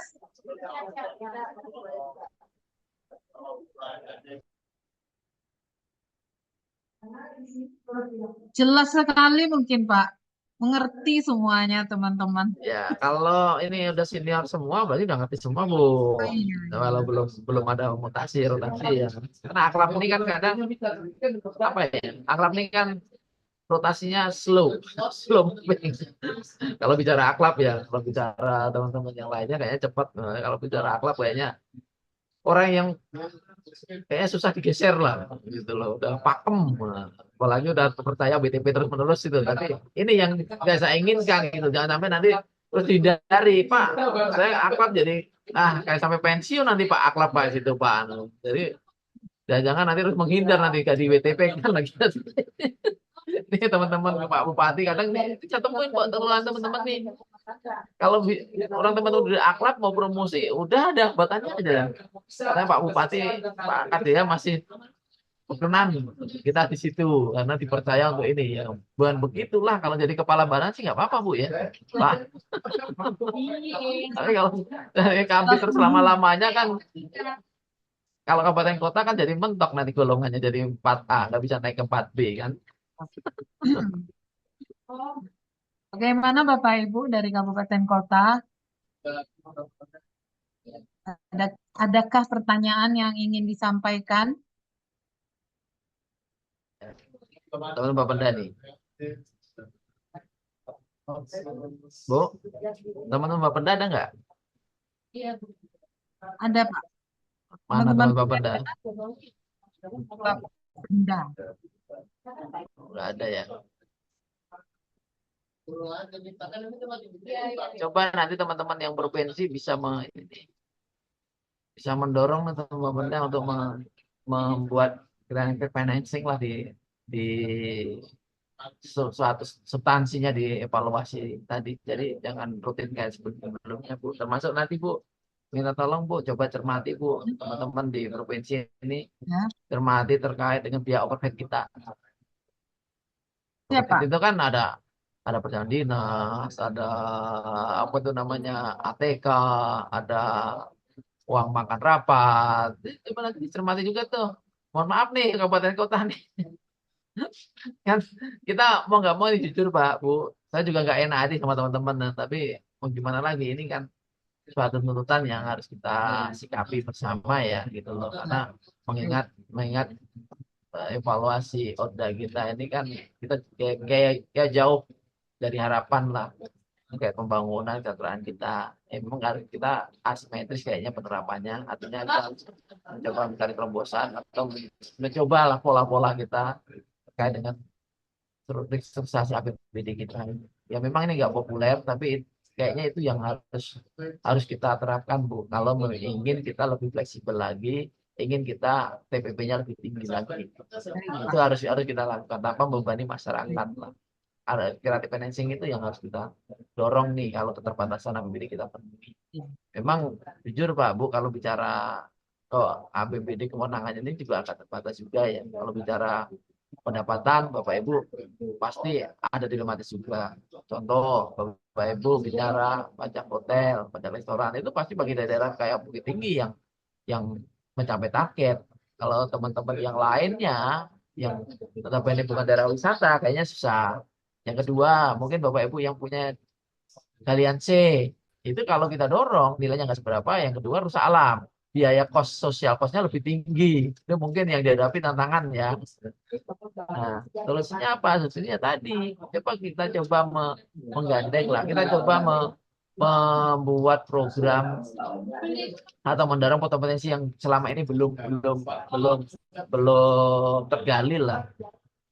Mendorong ekonomi dari sektor budaya. Coba kita dorong nih sektor budaya nih. Ya, sekarang ini kan ekonomi berbasis budaya kan lagi sering galak Bu. Makanya dibentuklah Menteri Kebudayaan. Coba nanti teman-teman coba koordinasi ke teman-teman Kementerian Budaya. Kalau nggak salah dia ada programnya yang ke masyarakat langsung tuh untuk mendorong diri kebudayaan tadi. Dari kebudayaan ini kan menjadi daya tarik lah bagi wisatawan untuk melihat nanti budaya kayak Payakumbuh kayak apa sih, budaya Pasaman kayak apa sih ya gitu. Itu coba nanti itu digali Bu, budaya-budaya itu yang harus kita coba menggali untuk potensi tadi. Terus KPBU tadi menjadi solutif juga untuk langkah-langkah tadi. Kalau rumah sakit ibaratnya Pak, rumah sakit kita itu terbatas Pak. Banyak yang BLU kita yang minus Pak, defisit. Nah ini kita dorong nih peningkatan pelayanan kita. APBD kita terbatas Pak. KPBU ini kan berbasis nanti menggunakan beberapa masyarakat bisa kan. Nah, ya, banyak teman-teman sekarang yang menjalankan KPBU nih. Pengelolaan sampah itu juga menjadi kunci kalau kita olah benar. Kalau memenuhi syarat sampahnya nih kalau tinggi itu bisa diolah itu Pak. Nah, teman-teman dinas pertanian bisa mendorong namanya integrated farming tuh. Nah, sapi, banyak sapi kalau tidak peternakan. Sapi itu bukan sapinya yang mahal, bukan dagingnya yang mahal. Apa? Kalau kita ngerti tahu olahnya, yang mahal itu kotorannya. Karena kotorannya kan pipisnya, kotoran letongnya, itu kan bisa jadi pupuk organik tuh. Coba Ibu bayang, Ibu beli deh di toko kalau Ibu yang hobi pertanian. Mahalan mana? Pupuk yang kimia, Korea, KCL, NKP, ibaratnya, sama pupuk yang organik POC lah, organik cair tuh pasti mahal pupuk organiknya. Nah, artinya itu yang seharusnya didorong bagi teman-teman untuk membuat program kegiatan itu gitu loh. Nah ini ada nggak itu ada panduan bagi teman-teman yang bertanya untuk memandu itu, memperoleh kegiatan itu gitu loh. Kayak gitu. Jangan kasih hibahnya sapi itu enggak terus berhenti aja dikasihkan sapi udah. Nah kita kan pernah kan ada program pembelian sapi kan, Terus kita berikan sapi, udah selesai, nggak ada pembinaan lanjutannya. Nggak harus ada pembinaan lanjutannya. Apa? Mengolah limbahnya tadi. Jadi semua itu bermanfaat semua, termasuk mengolah pakan. Yang pupuk kembali lagi ke pertanian. Pertanian nanti menghasilkan pakannya. Nah, itu kan muter, Bu. Termasuk ayam. Ayam nggak usah banyak-banyak lah. Peternak ayam. Ayam kasih satu, dua. Kita kembali lagi, telur bertelur di situ. Kita kembangkan lagi. Kita konsepnya, termasuk perikanan. Kita semua sumber itu sebenarnya ada semua di situ. Daerah gunung ada, daerah danau ada. Dari laut ada. Kalau potensi alamnya sangat-sangat memungkinkan, Bu. Kalau Jember itu. Kalau saya pribadi ya. Kita dorong semua kita pertanian mendukung. Secara perikanan mendukung. Gitu loh. Baik tawar maupun laut mendukung semua. Gitu loh. Nah, tinggal kita bagaimana Pemda menstimulus tuh mulai program kegiatannya dia kalau APBD kita untuk mendorong tadi gitu loh. Biar fokus tadi, jangan rutin kayak kemarin-kemarin, enggak, harus ada terobosan menurut saya. Bagi teman-teman nih dinas pertanian, nah ini perlu terobosan, perlu dukungan juga. Nah, permasalahan kita, nggak tahu nih teman-teman pertanian kadang apa ya, karena udah pesimis dulu, ya udah akhirnya program kita kayak kemarin lagi berulang terus, yang padahal itu nggak dibutuhkan oleh masyarakat gitu loh. Yang dibutuhkan masyarakat itu apa sih, yang tadi dari sapi ya udah dibina terus sampai pembentukan pupuknya. Nah, itu loh. Nah, itu konsep-konsep itu yang silakan juga dibayangkan ada kelompok masyarakat, di atasnya ada anak ayam, di bawahnya ada kolam ikan, terus itu ada tumbuhan sayur-sayuran. Nah, itu diolah tuh yang kotoran ayam tuh menjadi pupuk sayuran, sayuran bisa dijual kan gitu loh. Ya itu yang hal yang sepele yang bisa ini intinya, masa pelit lah. Pelit sampah itu jangan dibuang, diolah dari kompos juga bisa gitu. Itu semua itu ya butuh butuh pendampingan lah dari program-program itu yang dialami masyarakat, yang saya rasa kurang dialokasikan oleh teman-teman Pemda. Penanganan sampah yang hemat lingkungan itu kayak apa sih? Ya itu kan perlu perlu edukasi. Ya itu tadi bagi teman-teman dengan pertanian, peternakan, mungkin itu. Ya, itulah yang menjadi anomali bagi kami dari evaluasi beberapa daerah itu. Ini penyumbangnya terbesar di sektor pertanian, peternakan, tapi kenapa alokasi yang diberinya kok rendah di sektor itu gitu loh. Padahal kalau ini dorong ke situ berarti tidak mungkin kita tuh nanti kesejahteraan masyarakat tuh kan tinggi, kesejahteraan tinggi. Bapak Ibu nggak kesulitan meningkatkan tarif pajak beberapa Bapak Ibu nggak keberatan kalau masyarakat mampu. Tapi beda kalau masalahnya tingkat kemiskinan, prevalensi awal kemiskinan kita lebih rendah. Bicara standarnya Bapak Ibu bisa bantukan dengan program MBG sebenarnya. Sebenarnya ya, tapi kalau itu MBG udah jalan. Karena di situ udah stunting itu apa sih, kurang gizi kan? Kurang gizi udah dipenuhi dari program MBG tadi sebenarnya ya. Jadi alokasi stunting itu mungkin bisa diperkecil lagi, mungkin mungkin gitu loh. Kalau MBG-nya tepat sasaran gitu loh. Nah, itu mungkin yang jangan kayak misalnya kemarin dengan PBG stunting masih tinggi juga. Ini ada sesuatu yang salah atau mungkin datanya salah. Ya kita nggak tahu gitu loh. Data BPS-nya atau data kita yang nggak mengupdate gitu. Itu yang mungkin menjadi menjadi apa ya, menjadi acuan. Nah, artinya teman-teman evaluator juga nanti melihat data-data yang lain, data BPS terkait tingkat kemiskinan kita berapa, masih di atas atau di bawah rata-rata nasional. Ya kita nggak bisa membandingkan, kalau masing-masing punya target. Ini paling nggak kita samakan target dia di RPJMD dia. Artinya teman-teman nanti jangan jangan jangan apa ya, jangan keberatan kalau teman-teman evaluator meminta dokumen RPJMD. Karena nanti teman-teman pasti akan mencocokkan tuh. Dari RPJMD ada targetnya tuh. Stunting kita berapa tahun ini. Kemiskinan berapa tahun ini. Nah itu kita bandingkan tuh. Dalam alokasi kita anggarannya berapa. Terus tingkat preferensi kemiskinan kita berapa. Nah itu disandingkan. Termasuk nanti permintaan pemenuhan SPM. Nah, SPM ini juga teman-teman nanti jangan keberatan juga kalau teman-teman evaluator minta nanti data SPM dari teman-teman Bapeda. Sejauh mana sih pemenuhan SPM kita? Kesulitan apa sih dalam SPM kita? Datanya udah ada atau belum? Terkait dengan SPM kita, karena bicara SPM itu kelemahan di kita bicara datanya yang nggak ada. Kalau bilang data itu kan juga disalahkan juga oleh teman-teman APD kan. Gimana TPD melakukan penyetujuan anggaran kalau teman-teman yang mempunyai itu sih pengguna SPM itu tidak mempunyai data, tidak berbasis data dalam permintaan anggarannya. Contoh Perkim ibaratnya berapa sih yang layak huni kita, layak huni yang akibat bencana, layak huni yang tempat kumuh, ada layak huni yang di daerah aliran sungai. Ya, itu kalau itu nggak punya datanya, gimana kita mengalokasikan target-target kita berapa yang harus kita ataskan di daerah untuk layak huni ini. Nah, ini artinya apa? Artinya data yang menjadi kunci lah bagi teman-teman daerah agar kita sama-sama mewujudkan APBD yang lebih kredibel, lebih valid, lebih mengena pada sasarannya. Nah, itu yang dibutuhkan semua komitmen lah dari semua pihak. Itu aja mungkin Pak, Bu, yang dapat kami sampaikan sedikit. Cewil, mungkin semoga bermanfaat bagi Bapak Ibu semuanya lah. Saya bukan menggurui, bukan. Saya ingin sharing aja. Dan saya ingin Jember ini lebih baik daripada daerah-daerah lainnya. Baik, terima kasih Pak. Siap. Masih Bu Febi. Debi. Bagaimana Bapak Ibu? Masih belum ada yang mau bertanya? Izin Pak, Siap. Ya, jika boleh. tidak ada yang bertanya, saya nanya aja Pak. Silahkan Ibu. Gimana? Baik, terima kasih Pak. Ini kan kita sehubungan dengan evaluasi perda pertanggungjawaban ya Pak ya. Oh iya ya.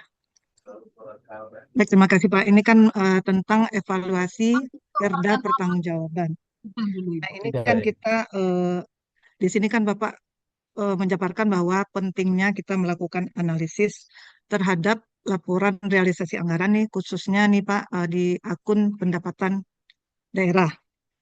Nah ini pertanyaannya Pak, kira-kira aspek apa saja yang harus diperhatikan oleh evaluator dalam melakukan evaluasi atas capaian realisasi pendapatan daerah.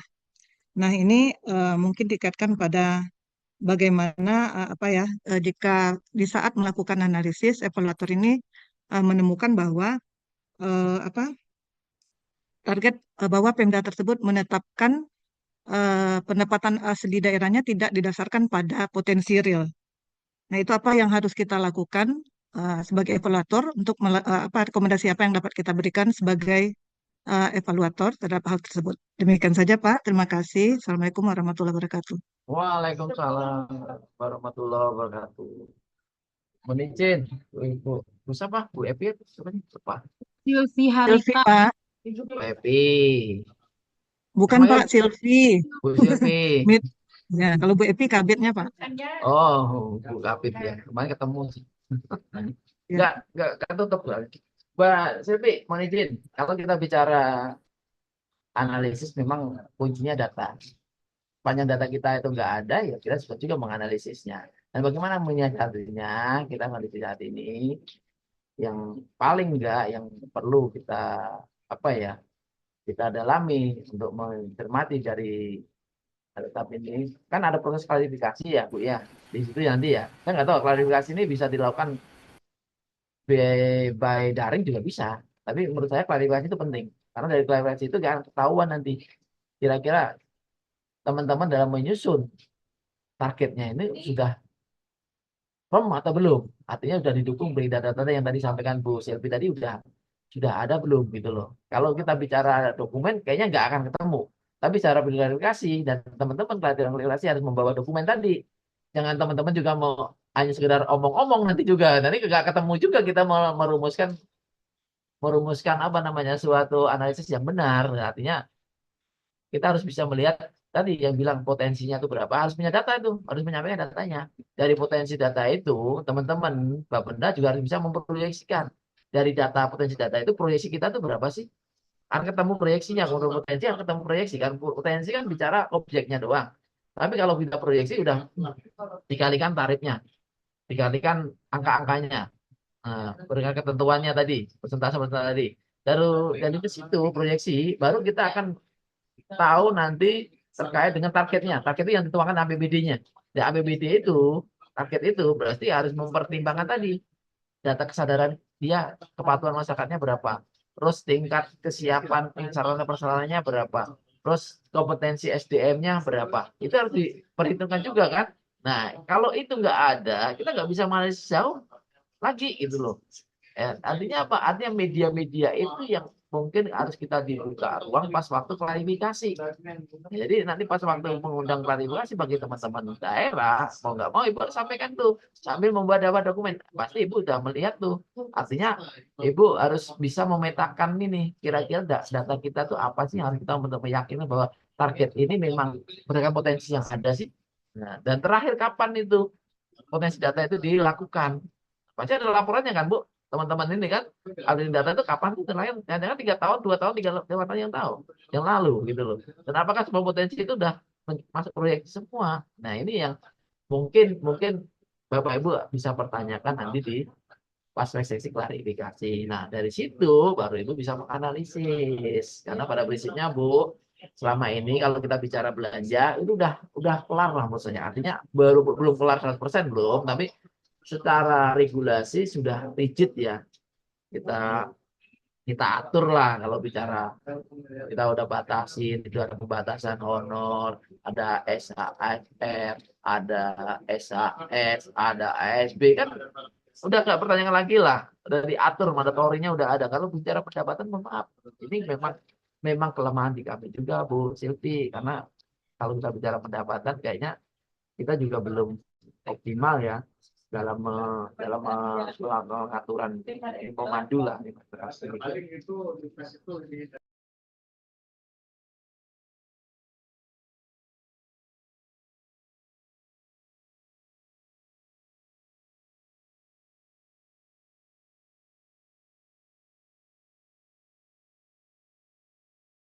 Ada iklan yang lewat.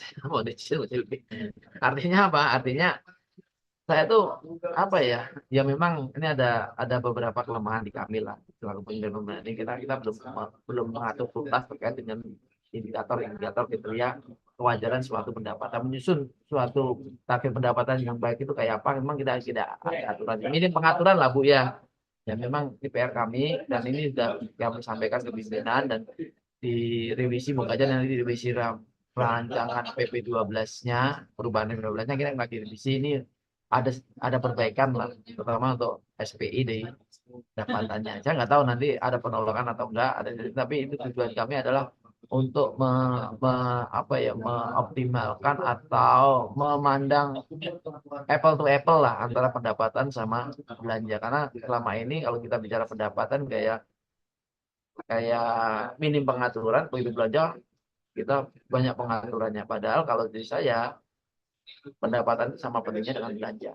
Karena dengan pendapatan akan tercapai, dengan kewajaran pendapatan, tapi pendapatan yang tercapai itu akan juga menentukan sukses tidaknya atau tersedia tidaknya dana untuk mendukung program kegiatan yang diformulkan dalam belanja. Jadi bersama sama-sama pentingnya Bu. Tapi ya tadi jujur kayaknya kalau bicara pendapatan kayaknya kita masih kayak motivator, belum ada indikator yang harus yang pakem lah. Tapi dari namun demikian kita nggak boleh nggak boleh pesimis juga. Artinya dari literatur yang ada ya kita coba nih untuk menganalisis tadi yang saya sampaikan tadi Bu, kira-kira sudah wajar atau enggak ya minta tolong untuk dukungannya tadi, potensi tadi.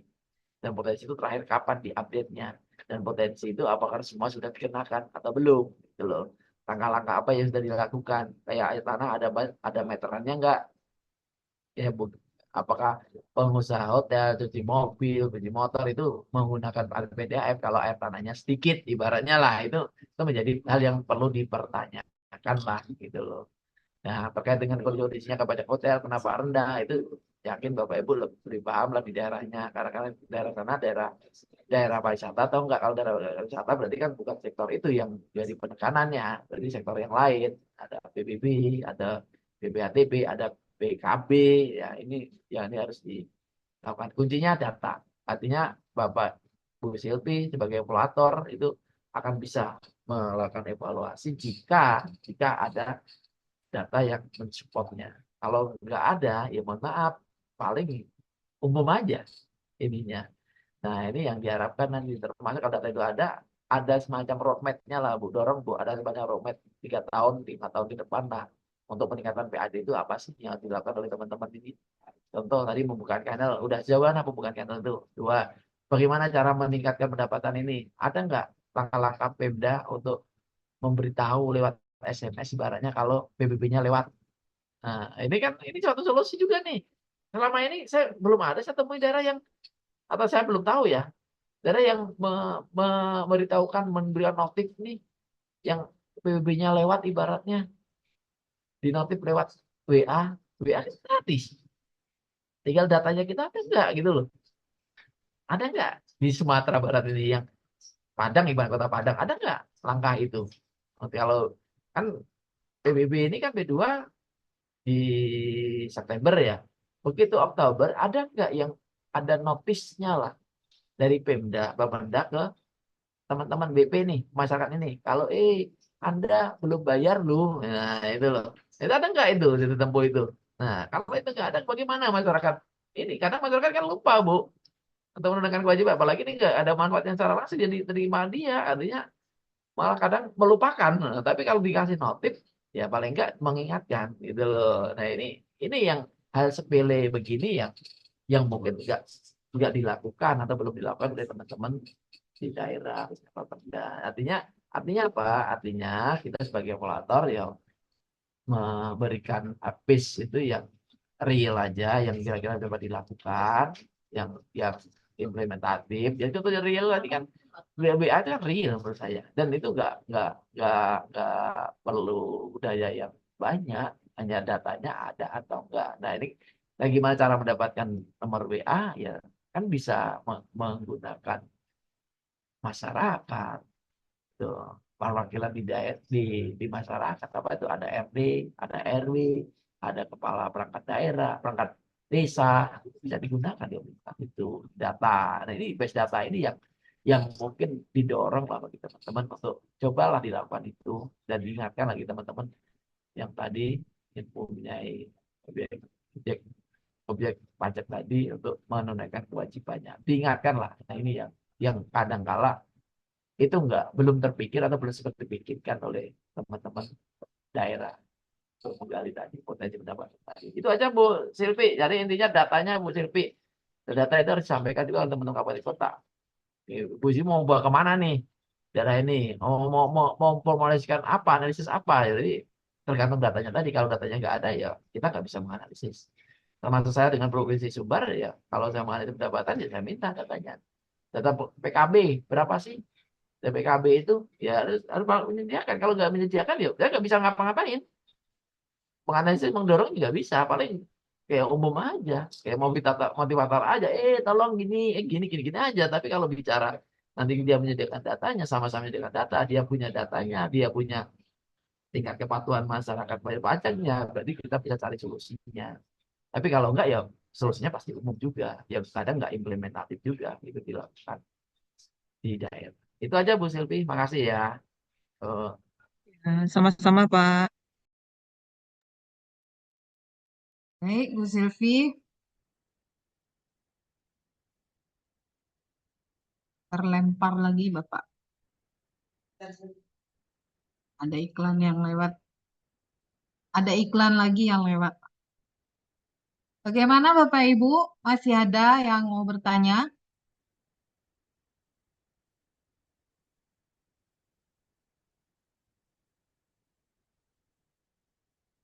Maaf, suara Bapak Agung nggak kedengaran, Pak. Iya, iya, iya. Udah. Mood. Mute. Bagaimana Bapak Ibu? Ada yang ditanyakan lagi? Kalau tidak ada, berarti sudah paham semua ya, Pak? Insya Allah. Wah. Kalau nanti nggak paham, dijawab aja Bu, dipotong ininya Bu. TKD-nya nanti. Sarankan TK-nya dipotong semua. Ininya apa itu TPP-nya. TPP itu kan ya mau nggak mau gimana lagi? Iya. Kan TPP kan kriterianya udah jelas, teman-teman udah paham lah. Ya memang kita nggak menutup mata, memang kebutuhan. Tapi kan TPP ini kan untuk saat ini kan sifatnya nggak wajib, iya kan? Ya, Satu, jangan yang jangan dua sampai bicara iya maksudnya kita harus komitmen bersama lah. Makanya setiap pertemuan saya itu pilihan yang paling terakhir. Yang minimal kita dorong yang sebisa kita itu apa sih yang kita lakukan. Saya berapa kali Bu ke klinik, bupatinya malah yang Bu bupatinya itu paling populer dan paling menyakitkan bagi ASN Pak. Nah, itu saya Ya, betul. sampaikan. Tapi Betul, saya Pak. ingin komitmen juga bagi teman-teman gitu loh. Ya, solusi kita kan karena ada kepatuhan kita udah ada, walaupun ada realisasi, tapi paling nggak kita harus jaga-jaga nih dari sekarang. Mau nggak mau yang kayak dorong tadi, paling nggak pintunya apa pendapatan. Honor-honor, kalau yang TPP udah disampaikan ke TPP, honor-honor penanggung jawab keuangan, honor kegiatan kayaknya udah mulai dikurangi lah atau nggak ada. Ya, Itu Pak. dialihkan ke yang tadi, yang program-program yang tadi saya cerita yang sederhana lah, kayak integrated farming tadi, coba itu diolah lah bagi teman-teman lah, dorong kebudayaan tadi, berbasis budaya, ekonomi berbasis budaya tadi, keunggulan budaya. Kan misalnya masing-masing daerah punya budaya yang mungkin bisa diunggulkan, Bu. Tinggal bagaimana kita mengolahnya. Artinya Baik. bagaimana kita mempromosikan itu tidak usah mahal-mahal. Dengan WhatsApp aja kita semuanya bisa tuh. Semua ASN wajib mengupdate apa itu namanya, status WA-nya. Masing-masing ASN berapa followernya. Nah, ini kan bisa juga menjadi media yang murah menurut saya yang bisa dilakukan oleh teman-teman. Tinggal bagaimana kita menyikapi itulah gitu loh. Yang Ya, penting Pak. pilihan kita yang mau nggak mau dengan kondisi keuangan yang sekarang geopolitik yang belum pasti, ya kayaknya memang harus kita ke situ gitu loh. Kecuali kalau kita udah balik udah normal lagi, insya Allah nih kita di luar nggak kayak sekarang. Tapi kan kondisi geopolitik yang belum menentu, tingkat rupiah yang tinggi, yang nggak mau nggak mau nih kita mengambil skenario yang terburuk lah gitu loh. Kalau kita bisa Dengan milih, TKD-nya aja ditambah, gitu, Pak. iya, permasalahan tadi kan sampaikan kan, TKD-nya kan ya gitu-gitu wae. Iya. Sakit gitu wae kalau bahasa Sunda mah. Gimana nih? Mau nggak mau ya adalah kita ada inovasi lah gitu loh. Yang paling paling untuk mendorong kepatuhan tadi, peningkatan layanan, kita dorong KPPU, Bu. Rumah sakit kita dorong KPPU gitu loh. Kalau saya sendiri Bu, BLUD mohon izin Bapak Ibu, tidak semua bagus loh BLUD itu. BLUD itu cara ngeceknya gini aja, paling mudah nih teman-teman ngeceknya. Defisit atau enggak? Kalau dia defisit berarti ada yang salah di situ. BLUD itu. Karena apa? Karena di situ dia kan sektor BLUD kita rata-rata kan kesehatan. Kesehatan itu sekarang mayoritas pasiennya itu BPJS. Artinya apa? Artinya antara swasta sama negeri itu sama pendapatannya. Artinya apa? Artinya swasta aja bisa menginvestasinya, bisa tanpa beban APBD, tanpa belanja. Gimana kalau kita BLUD yang konon belanja pegawainya itu di-cover oleh APBD. Iya, Nah, betul. artinya ada yang satu salah lah yang harus diluruskan di situ.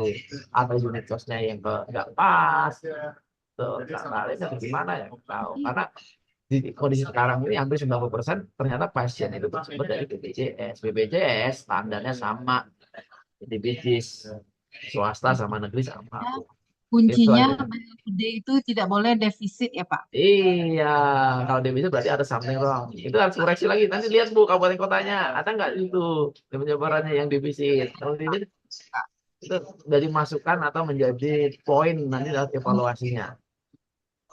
Kalau Baik. perlu di fix aja di situ. Dorong untuk melakukan inspektorat untuk melakukan audit due diligence terhadap perhitungan unit cost dari BLUD. Dan idealnya BLUD itu laporannya balance ya, Pak. Minimal balance lah. Artinya nggak membebani APBD. Sehingga APBD yang dipakai BLUD tadi bisa dialokasikan ke yang belanja yang lainnya. Baik, Idealnya terima begitu. kasih. Mungkin tidak ada yang bertanya lagi, kita bisa tutup kurang 10 menit. Bapak Ibu,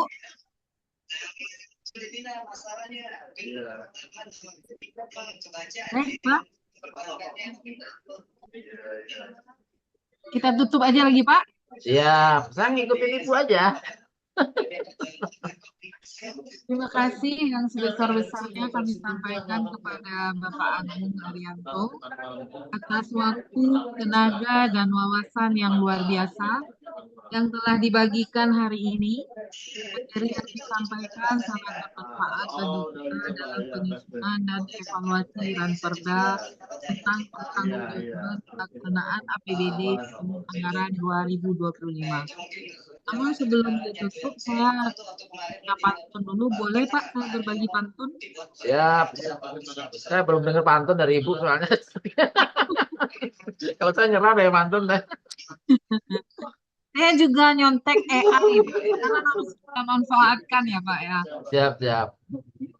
Berlayar bahtera lintas samudra, Cakep, kumpas dipegang nakhoda bijak. Terima cakep. kasih Bapak narasumber. Evaluasi pertanggungjawaban lebih jelas arahnya. Cakep, Merpati terbang tinggi, cakep. ar di dahan jati. Jam hari ini kita sudahi. Sampai jumpa di pertemuan nanti. Cakep. Mantap, Bu. Oh, kita semua. Ada Baik, stok pantun lagi nggak, Bu? ya Pak, yang teksnya enggak nyampe Siap, siap, siap, siap. atau Simpen. pantun dari Bapak ada? Enggak. Baik Pak, Siap. terima kasih atas waktu dan ilmu yang bermanfaat untuk kami semua. Semoga dapat kami jadikan pedoman untuk melaksanakan, khususnya kami di provinsi melaksanakan evaluasi untuk kabupaten kota yang sebentar lagi akan datang menyerang kami nih Pak. Siap. Dan inilah waktu-waktunya yang sibuk mungkin untuk evaluasi pertanggungjawaban kabupaten kota. Banyak maaf Pak, jika ada salah kata, tidak ada kata tidak pada tempatnya, saya mohon maaf. Mohon izin Bapak Ibu semuanya eh, yang ikut Zoom, mohon maaf jika ada kata-kata yang salah dan tidak pada tempatnya. Terima kasih. Wassalamualaikum warahmatullahi wabarakatuh. Waalaikumsalam warahmatullahi Waalaikumsalam warahmatullahi wabarakatuh. wabarakatuh. Terima kasih Bu Devi, Bapak Ibu semuanya. Pak. Sehat-sehat selalu, semangat.